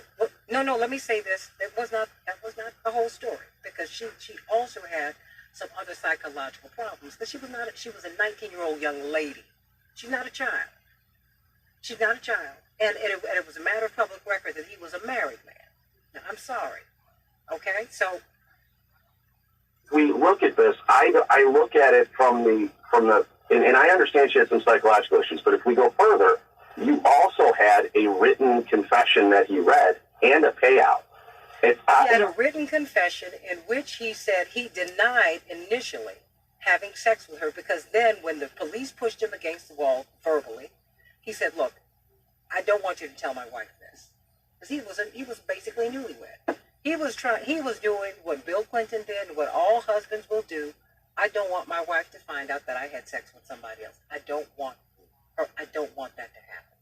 I mean, I can understand that. I'm not, no, that's what he said. That was the transcript. I read the transcript. Right? I read it. So let's remember that he was 24. That he was 24. She was 19, and he was 24. And so neither of us were there. We can't. All we can do is read. She had marks around her neck. She had a positive rape test, rape kit. All of those things are really bad, along with the written and verbal apology and acknowledgement that I could see where she would believe this wasn't consensual. That was said and followed with a payout. Look, when we take all of those things together, it is pretty damning. And all I'm saying is that someone who's looking at it objectively, that does not paint a good picture. So when I look at somebody and I look at that and I go, wait a minute, if I take it from another point of view, for women who were raped don't come forward because of what Kobe Bryant's attorney did. They don't come forward because of the media. And they are largely found to be truthful when they do come out. So and I don't have daughters, I have sons, but if I had a daughter, I couldn't look at this guy and go, yeah, you know what, let's celebrate this and do memorials and everything in the media and ignore the 31 guys who died in Iraq in a helicopter crash the same day. I just don't I see that there being a real problem, and I understand Kobe's celebrity, and I understand I'm not a black guy. I understand why in the black community he would be held in such high regard and how that would be hurtful to hear that this came out. But it's still a fact, and nobody's making it up. Nobody put that on Kobe. That was something he got into. Now, we'll never know the truth now. But the evidence... Sean, as a woman with a daughter, I will offer this fact, not opinion, but this fact. If we want to remember the accuser, excuse me, for a case that happened 17 years ago, I believe that it's something that, now, we're not saying it didn't happen. There's a lot of things that I did at 24 that I praise God did not go across a screen. I mean, whatever it was. But at this point, my feeling is that this woman made a decision to drop the case. For whatever, and I'm sure she had a great attorney. She came from a wealthy family. And so my feeling is this: if she made a decision to drop the case, if we're going to remember the accuser, let's try to remember the fact that she made a decision 17 years ago to walk away from this. May I jump in right here, Dana, and Sean, and Atan, and Lisa? And Lisa, I promise you we're going to bring you up. This is what was, this was read in court by Bryant's attorney at the time. First, quote, "First, I want to apologize directly to the young woman involved in this incident. I want to apologize to her for my behavior that night and for the consequences she has suffered in the past year. Although this year has been incredibly difficult for me personally, I can only imagine the pain she has had to endure. I also want to apologize to her parents and family members and to my family and friends and supporters and to the citizens of Eagle, Colorado. I also want to make it clear that I do not question the motives of this young woman. No money has been paid to this woman. She has agreed that this statement will not be used against me in the civil case. Although I truly believe this encounter between us was consensual, I recognize now that she did not and does not view this incident the same way I did. After months of reviewing discovery, listening to her attorney, and even her testimony in person, I now understand how she feels that she did not consent to this encounter. I issue this statement today fully aware that while one part of this case ends today, another remains. I understand that the civil case against me will go forward. That part of this case will be decided by and between parties directly involved in the incident and will no longer be a financial or emotional drain on the citizens of the state of Colorado." Now, if I were to, look, I'm an attorney, but if I was accused of that, there is no way in God's green earth I would be, that's almost a confession. It's not quite, but it's pretty darn close. No, it's a confession that they had sex. No, Sean. It's a confession that they had sex with one another. And for us to be debating that, when she said no, because you know what, she could have gone forward with the rape case. She could have. And I think, and let me tell you, she would have been well within her right. I would support if she had gone forward with it. Absolutely. But something was missed in the translation. And what is bothersome to me is that this was resolved, and this is all you can talk about. Not just you, Sean, but this is all people, some people. Because on my side of town, nobody's talking about this. People are talking about him and the mama. And no, I'm just telling you. People are talking about him taking care of his daughter. And in spite of everything, working things out with his wife, being a great teammate, all of his philanthropy, all of the wonderful things that he did. Wait, stay right there, Sean.Atan, why don't you speak to him? And then, Lisa, I want you to jump in. Well, I think this is a difficult discussion to have right now, but I understand the importance of it. And all the points that Sean brought up is a discussion that you could have when you're examining the fullness of someone. I mean, we had a discussion like this after David Stern's passing, and I had it on your show here. And so I understand having a full conversation about someone.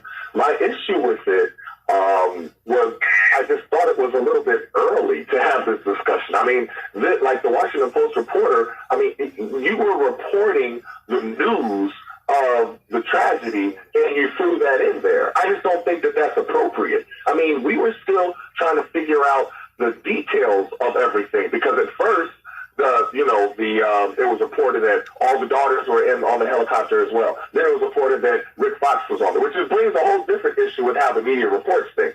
But they were wanting to have that discussion at that time. I mean, even right now, it's only been, 72 hours since it's happened? So when everybody was trying to have this discussion, it was like hours before it happened. And I was just like, okay, so can I give the family, let me just finish. I'm just like, give the family a moment to grieve. You know what I mean? They're finding out that their loved one has died through the media. They weren't even notified. And that's the part that infuriated me. Just as human decency, no matter who the person is, you know what I mean? Or what I feel about the person. I mean, everybody knows that I'm not the biggest Trump fan. But if something happened to Trump, I would want his family to at least have the decency to be able to have a moment to grieve before we start talking about him in his totality. I just think that it was just too early. We have to be able to be human. You know what I mean? I mean, Vanessa now no longer has a husband. A husband that she had been with since she was 20 years old or 21 years old. You know what I mean? Kobe has 3 other children. He has a 7-month-old daughter. I mean, it's just, it's too early for that. You know what I'm saying? I mean, I think that, and as a father, I mean, it really, hurt me to hear that his daughter was with him. You know what I mean? I mean, my daughter slept in my daughter slept in my room these past few nights. I didn't want to have her out of my sight. You know what I mean? It's like, coming to grips and wrapping your mind out of a tragedy like this. I just think it's just not the time to discuss that. Now, I'm not saying that we can't have this discussion, after a while, but it's just the everything is so new and fresh and immediate, and especially the media and the reporters and stuff like that. So they're Washington Post reporter to include that in their reporting. That was inappropriate. No matter who it was against, no matter who it was about. So can I give a counter to that? Okay, go ahead. Sure. A counter to that is, and I fully agree with you, and I feel like there's a morality and a civility issue, and you've described it really well. If I can give kind of a counter, because I posted something on Facebook the second I found out. I put Rip Kobe Bryant, and I had a person a rape victim, who's a friend of mine, come forward and say, hey, and give her side of the story, which I kind of articulated earlier, and those people are feeling pain as well, but at different times. And I think that is something that needs to be recognized. But it has to be, how does anybody, how does the media, how do we here balance that out in a way that's fair to both the Kobe the Bryant family and supporters and all that, as well as the people who never met him, had no contact with him, but were victims of rape. What about Sean? Stop. What about Ben Roethlisberger? No. I mean, no. But that's not what we hear. Okay, hold on. That's all that story has been suppressed. It has been pushed so far down, no one even, people say, what do you mean, what about Ben? I'm just saying, Oh no, stop! And I know I'm not going. We don't do name calling on the Santita Jackson show. So no. I just want you to know I understand, and you are free to do that, but not here. That's not what I do here. And because he's a human being and he deserves his respect, even if he has done what he has been accused of having done. That is raping women. Okay, but we don't talk about that. And I promise you that probably won't make it in his obituary. That won't be on his epitaph. And that is what is no. And hold on, Sean, because I've given you a lot of time, and Lisa has been holding patiently. She might not even want to talk about this. But Lisa, welcome to the show. Just stay right there, Sean. Because Lisa, you've just been waiting. You didn't even hang up, bless your heart. Getting dressed and all that at the same time. But I for the sake of conversation, I do think it was totally consensual, and I do remember reading, because you say she had psychological problems, but when they swabbed her, she had been dealing with a couple of guys that day. Y'all read, because I remember reading that myself, so that's probably why she dropped the rape case, because I remember that. They had found out that she had been with at least two other guys. I remember that. Yeah. So, and I believe it was totally consensual. And he just got caught up. But what I was calling about also is that, being that you all know Kobe, could you all clear up what's going on with his parents, with him and his parents? Because I also remember, they didn't come to the wedding, but they reconciled. But when I read that they were literally selling his memorabilia to buy a house, that I couldn't understand. Is that he got more money than the law allows. I would just put $5 million in my parents' bank account just on GP. So being that I've not heard anything about his parents or anything. So I was just wondering, do they reconcile? Because the last I read is that they hadn't. And well, actually, the last I read was that they had been on much better terms, and that so please, Dana and Tom, what do you know? On that issue, I don't. I'm not. Yeah, and I was going to say the same thing. I don't know enough facts to even want to be able to speak on it. Me and Kobe, we had the same agent when I was coming into the league. I've heard different rumblings, but I didn't hear anything from Kobe himself, so I'm not even going to repeat what other people say. Does that make sense? So I wouldn't even repeat anything. I agree with that. But please, Lisa. Yeah, I understand, and nobody's perfect. But to me, personally, as a parent, as a daughter, that's important to me, because he is who he is, why he is, because of his parents, and they should be first and foremost.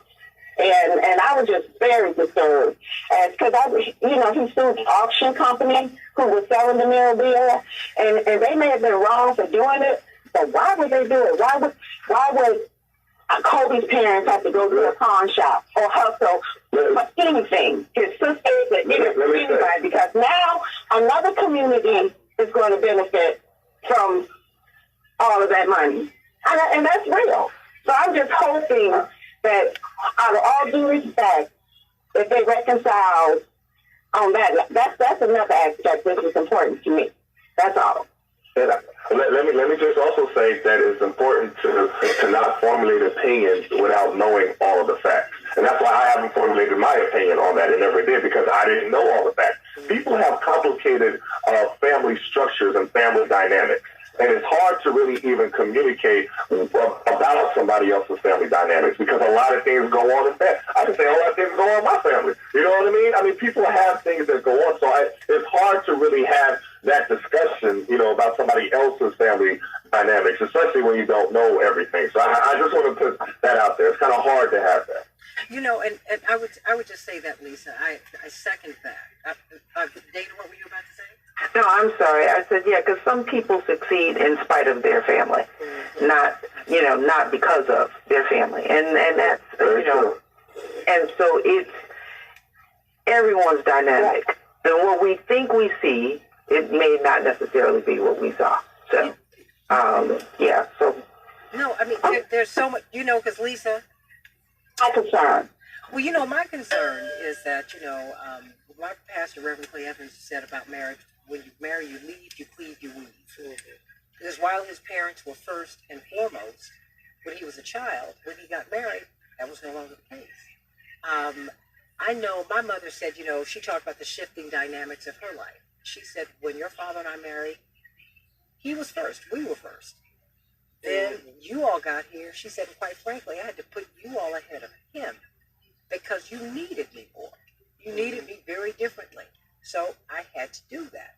And now, she said, with grandchildren, she said, quite frankly, I put the grandchildren ahead of my children because they need me differently. And she said, now that we are old, my husband is absolutely first again. In life, I'm just saying things change. The relationship can stay, but how you relate to each other changes. We don't know what happened between and amongst the Bryant family. We don't know. We do know that he said, I don't give to my family. I've learned not to give money. I've learned to invest in them because when you put people on the dole, when you put them on your dime, you kind of squelch their ambitions and their dreams. So we don't know what all of that was, but we do know that we can pray for his mother, father, and sisters and the Bryant family today. Without saying, but you can't just deny all the other aspects. So, but I'm saying we don't know them, Lisa. We don't know them. We don't know them. I understand, because we're talking about everything else. Yeah. How not that can be even less important. You talk about who he is with everybody else. It's just as important as his own parents. I'm saying? He's this with this person and that person, and we want to just not deal with how his relationship with his own parents. I'm sorry. No, Lisa, I hear you. I'm just saying that there's too little that we know, because let's be very clear. People are complicated, and relationships. It's just like when you can have a mother or father who can be abusive, or they can be narcissistic. There's so many different pieces. That come out, and particularly as parents as you get older, because you get to know your parents as human beings. So I'm saying there are pieces that we just don't have. And to the credit of that family, they've not discussed the breakdown or whatever happened with them publicly, and I have to respect that. The mother and father haven't discussed it, and Kobe didn't either. And that's why I was wondering, the people in the panel, if, they could say something, since we're talking about all this. Well, I tell you what, this tragedy is an opportunity for them all to close ranks if they have not done so. It is an opportunity for everybody to get closer, not just the Bryant family, all of them, the in-laws and the outlaws. But no, let me say this, Lisa.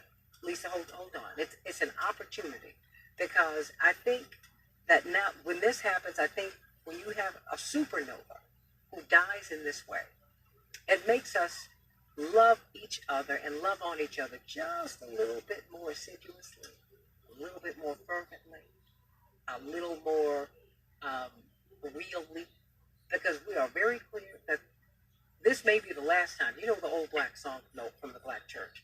This may be the last time, I don't know. And so maybe that ought to be our takeaway. And whatever mistakes may have been made, I hope that going forward they will make up.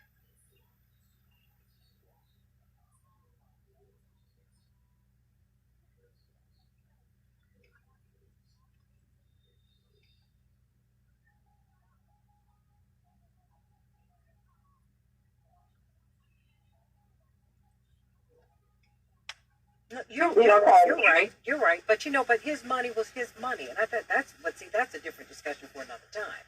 Because I don't think that really, I believe in philanthropy. I do. That having been said, I don't think he should turn all of his money over to black people. I think we need some policies, Lisa. I know, but his parents had to hustle to buy a house. No, they did not. No. No. They were selling off stuff. No. They were selling his memorabilia that was in the house, but no, Lisa. He had purchased a beautiful... Lisa, hold on. Lisa, hold on. Lisa, because there are a lot of articles. And look, I'm from a family. Let me tell you this firsthand.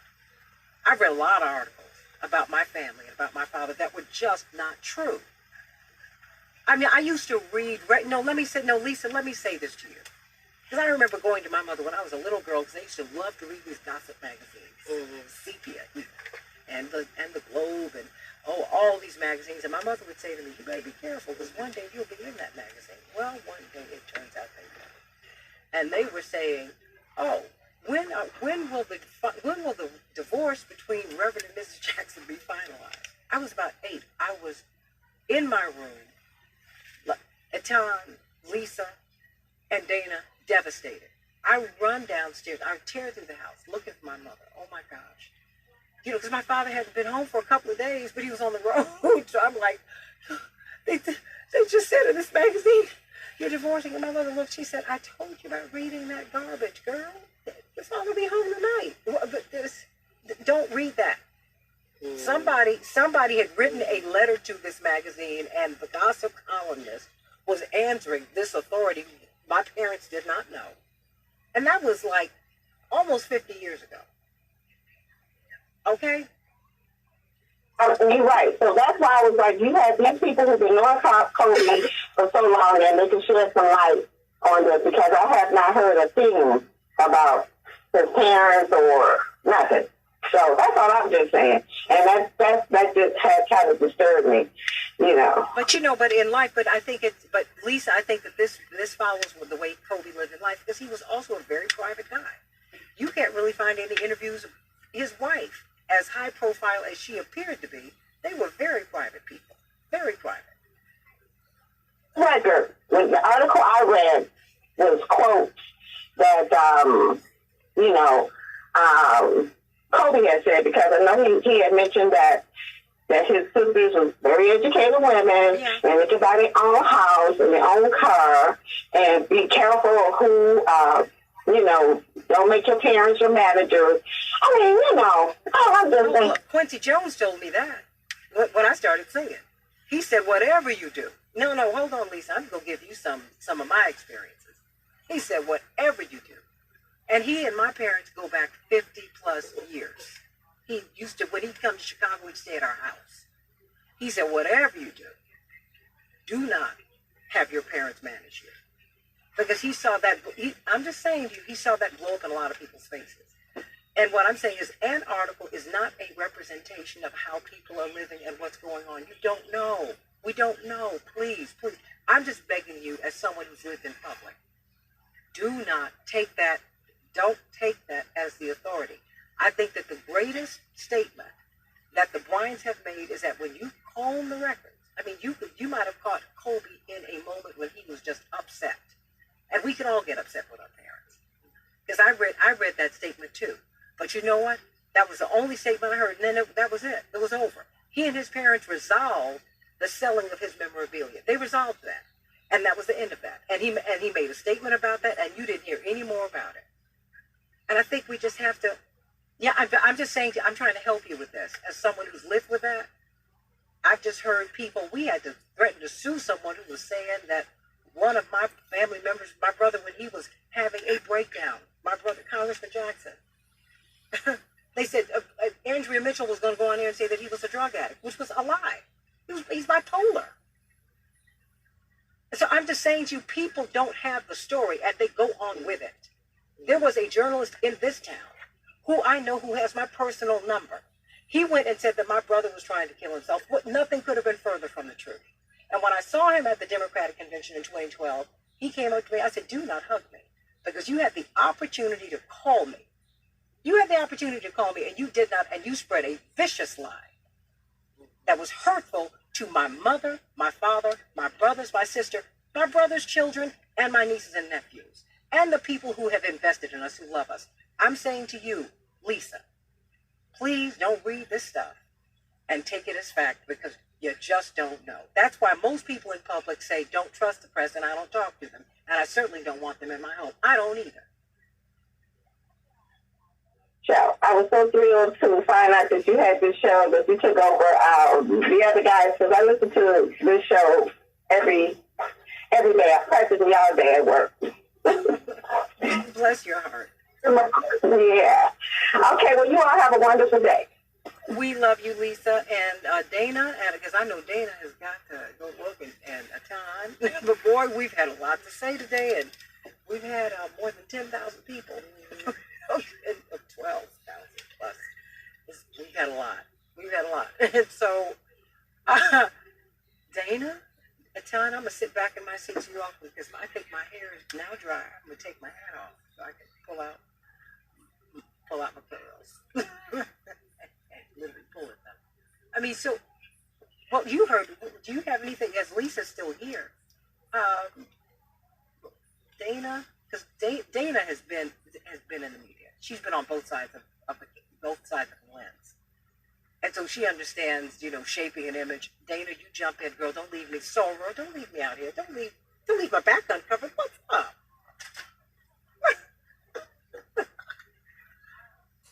So, Lisa, one thing that I just want to leave with you and anyone listening, give the family time. I mean, we talk about what we haven't heard or what we have heard. Let's just give them time. The biggest thing to the takeaway in thinking about Kobe's wife, she's got a 7-month-old child. Yeah, that's so awful. I mean, 7 months. Yeah. So she's got so many things to process right now, and I'm almost sure that one of the very last things she's thinking about is Kobe's public image. There was a terrible hole left in her family that is unimaginable.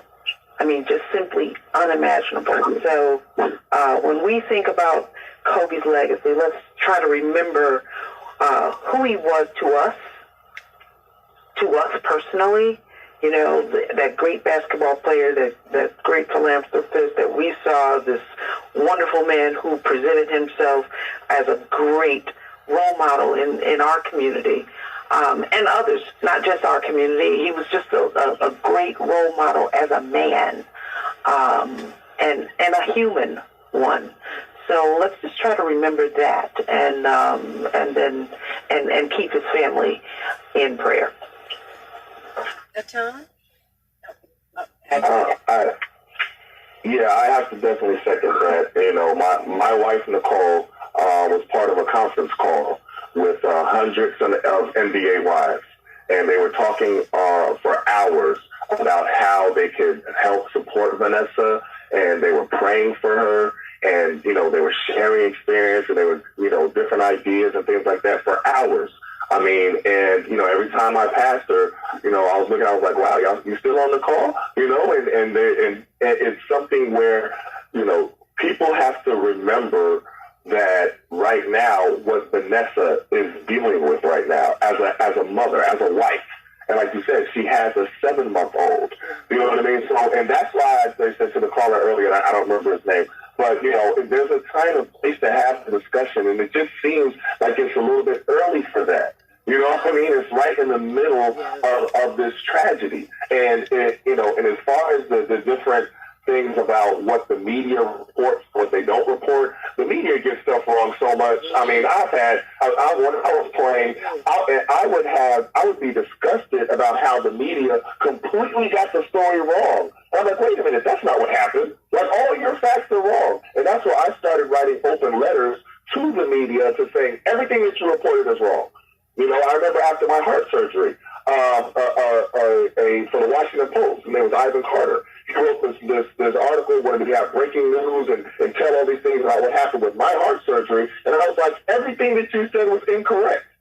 Everything. From the time you started typing to the time you finished was incorrect, bad information. So then I told the world what really happened and what I really had. And so there's been so many different instances where I've seen the media misreport on things. So what I want to leave people with is don't believe everything you read.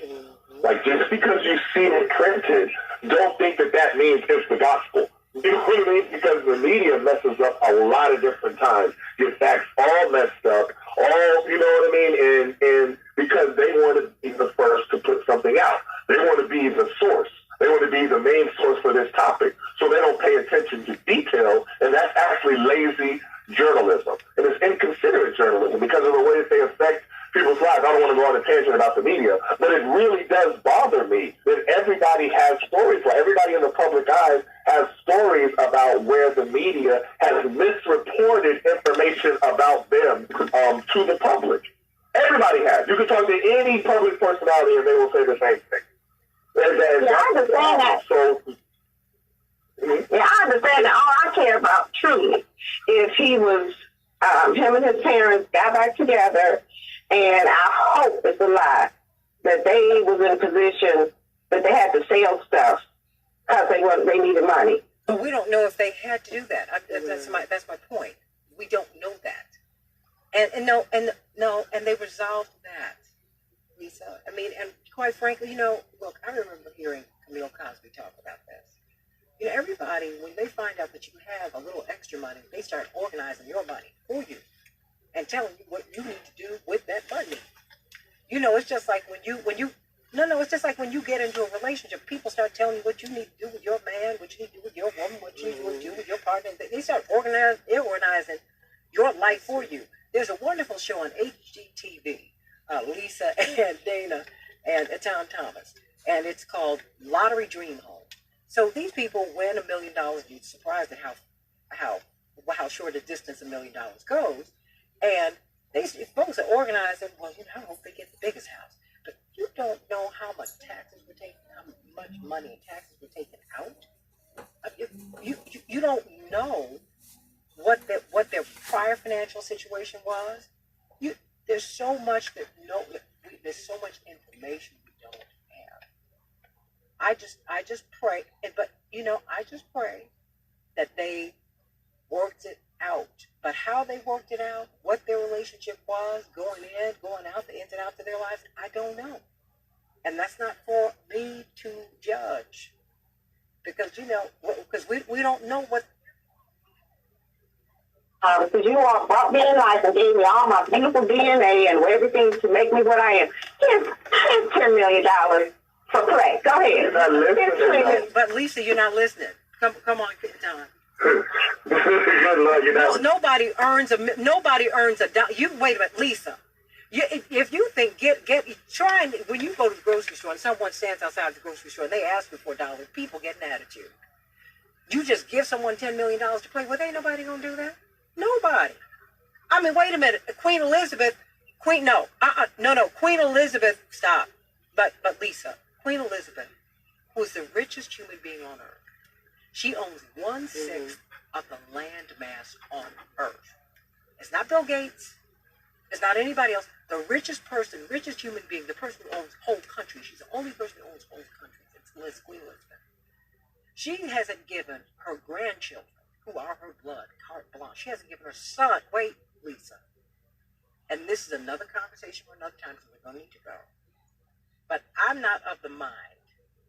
And here, nobody's going to give somebody $10 million to play with. Now, that's crazy. I'm sorry. You don't know. No. I'm not going to do it. I'm not going to do that because the 10, no. But good for you. And you know what, and I respect that. But I would not do that because that would be hurting them. That would, to me, that would be hurting them. No, it wasn't. Yeah, it was. You earn it. You know what? You give your $100 away, but Lisa. Almost dying, bringing your butt in the world. Now that's hurting. Lisa, no, I'm not going to give you. I'm not going to do it. I'm not going to do that. I'm sorry. Listen, you call my daughter. Daughter call. But no, I think it's a bigger picture, Lisa. Yeah, it is. And you know what? We're going to wrap this up, everybody. I want to thank you all for staying because I asked Ton and Dana to come and stay with me until 8 o'clock, and they have stayed almost till 9. And so I don't want to lose my friendship with these people. And, of course, we can't wait for a time to get here, Dana. Yes. We've got a lot to do.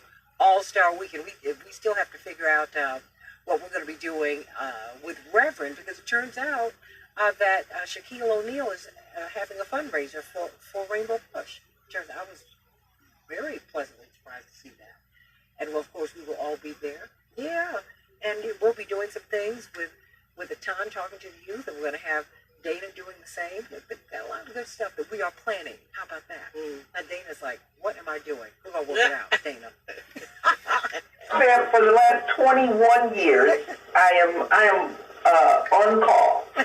So, happy to do anything I can with Rainbow Sports at all times. And that's her way of saying, Reverend calls her at the last minute and says, Dana, I need you here. When, Reverend? Oh, 5 minutes ago. Come on. 5 minutes ago.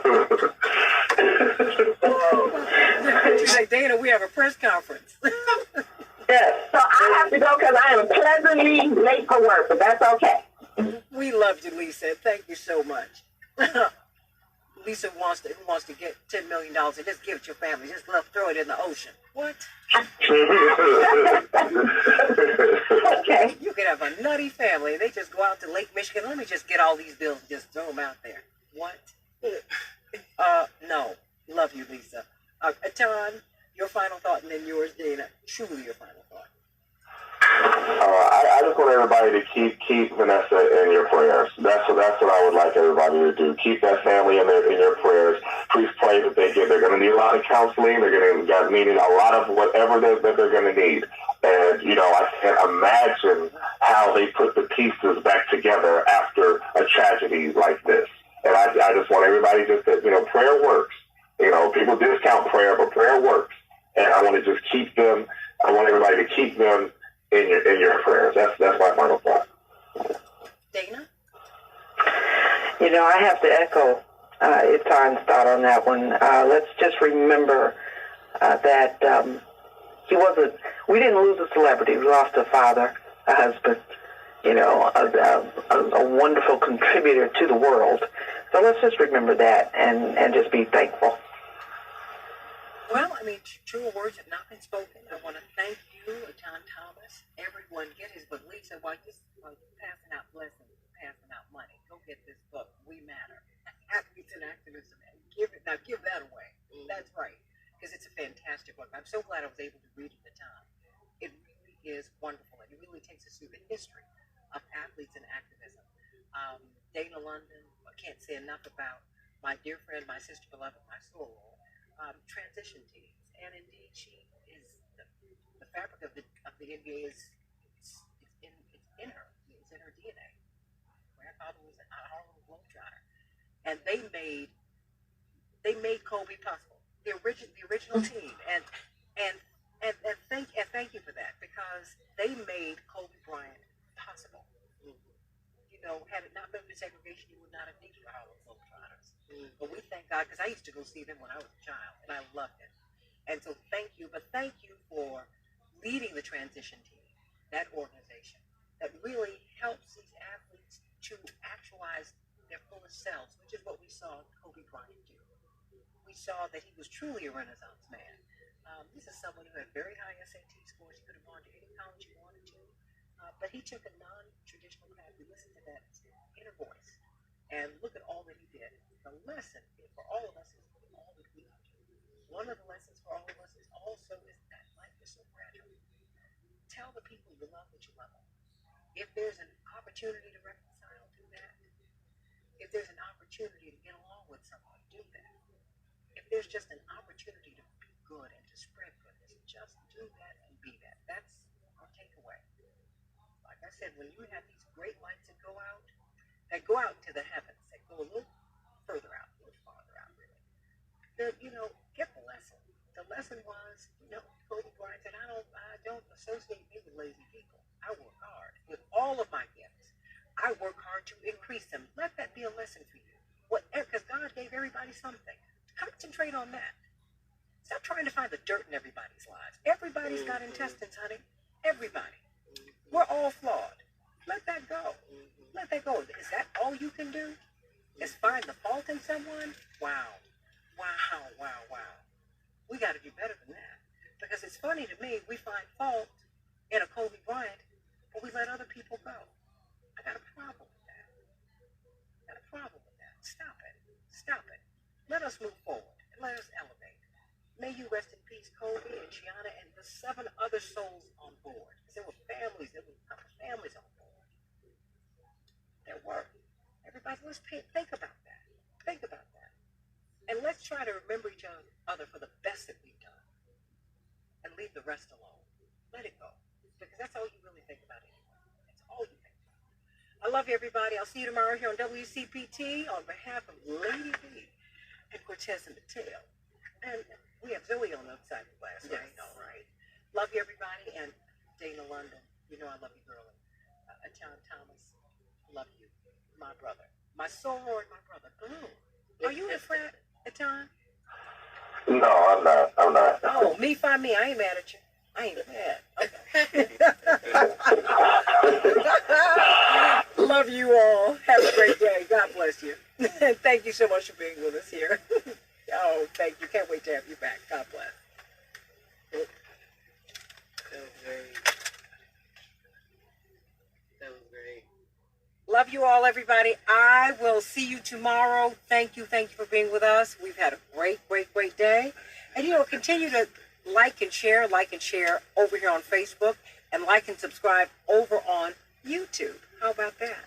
And continue to let us know the topics that you want us to cover. That would be great. Mm-hmm.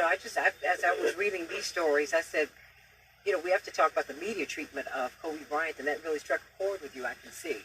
Yes. And we want to continue to strike these chords because we try to have a conversation every day that you all want to have. The things that we want to reach into the inner recesses of your mind. And Sierra says she loves me. Oh, Sierra? Yeah. I love you, Sierra. Thank you. Thank you, sweetie. Because what we try to do, Sierra, I try to find something that reaches kind of into where you really live, like in the inner recesses of your mind, the inner recesses of our conversations, and have them here. Because our conversations matter. Our opinions matter. Our worldview matters. Whatever they may be. I love you, everybody. I'll see you tomorrow. God bless you. Now we got to come up with something really nice and spicy for tomorrow. Love you. See ya.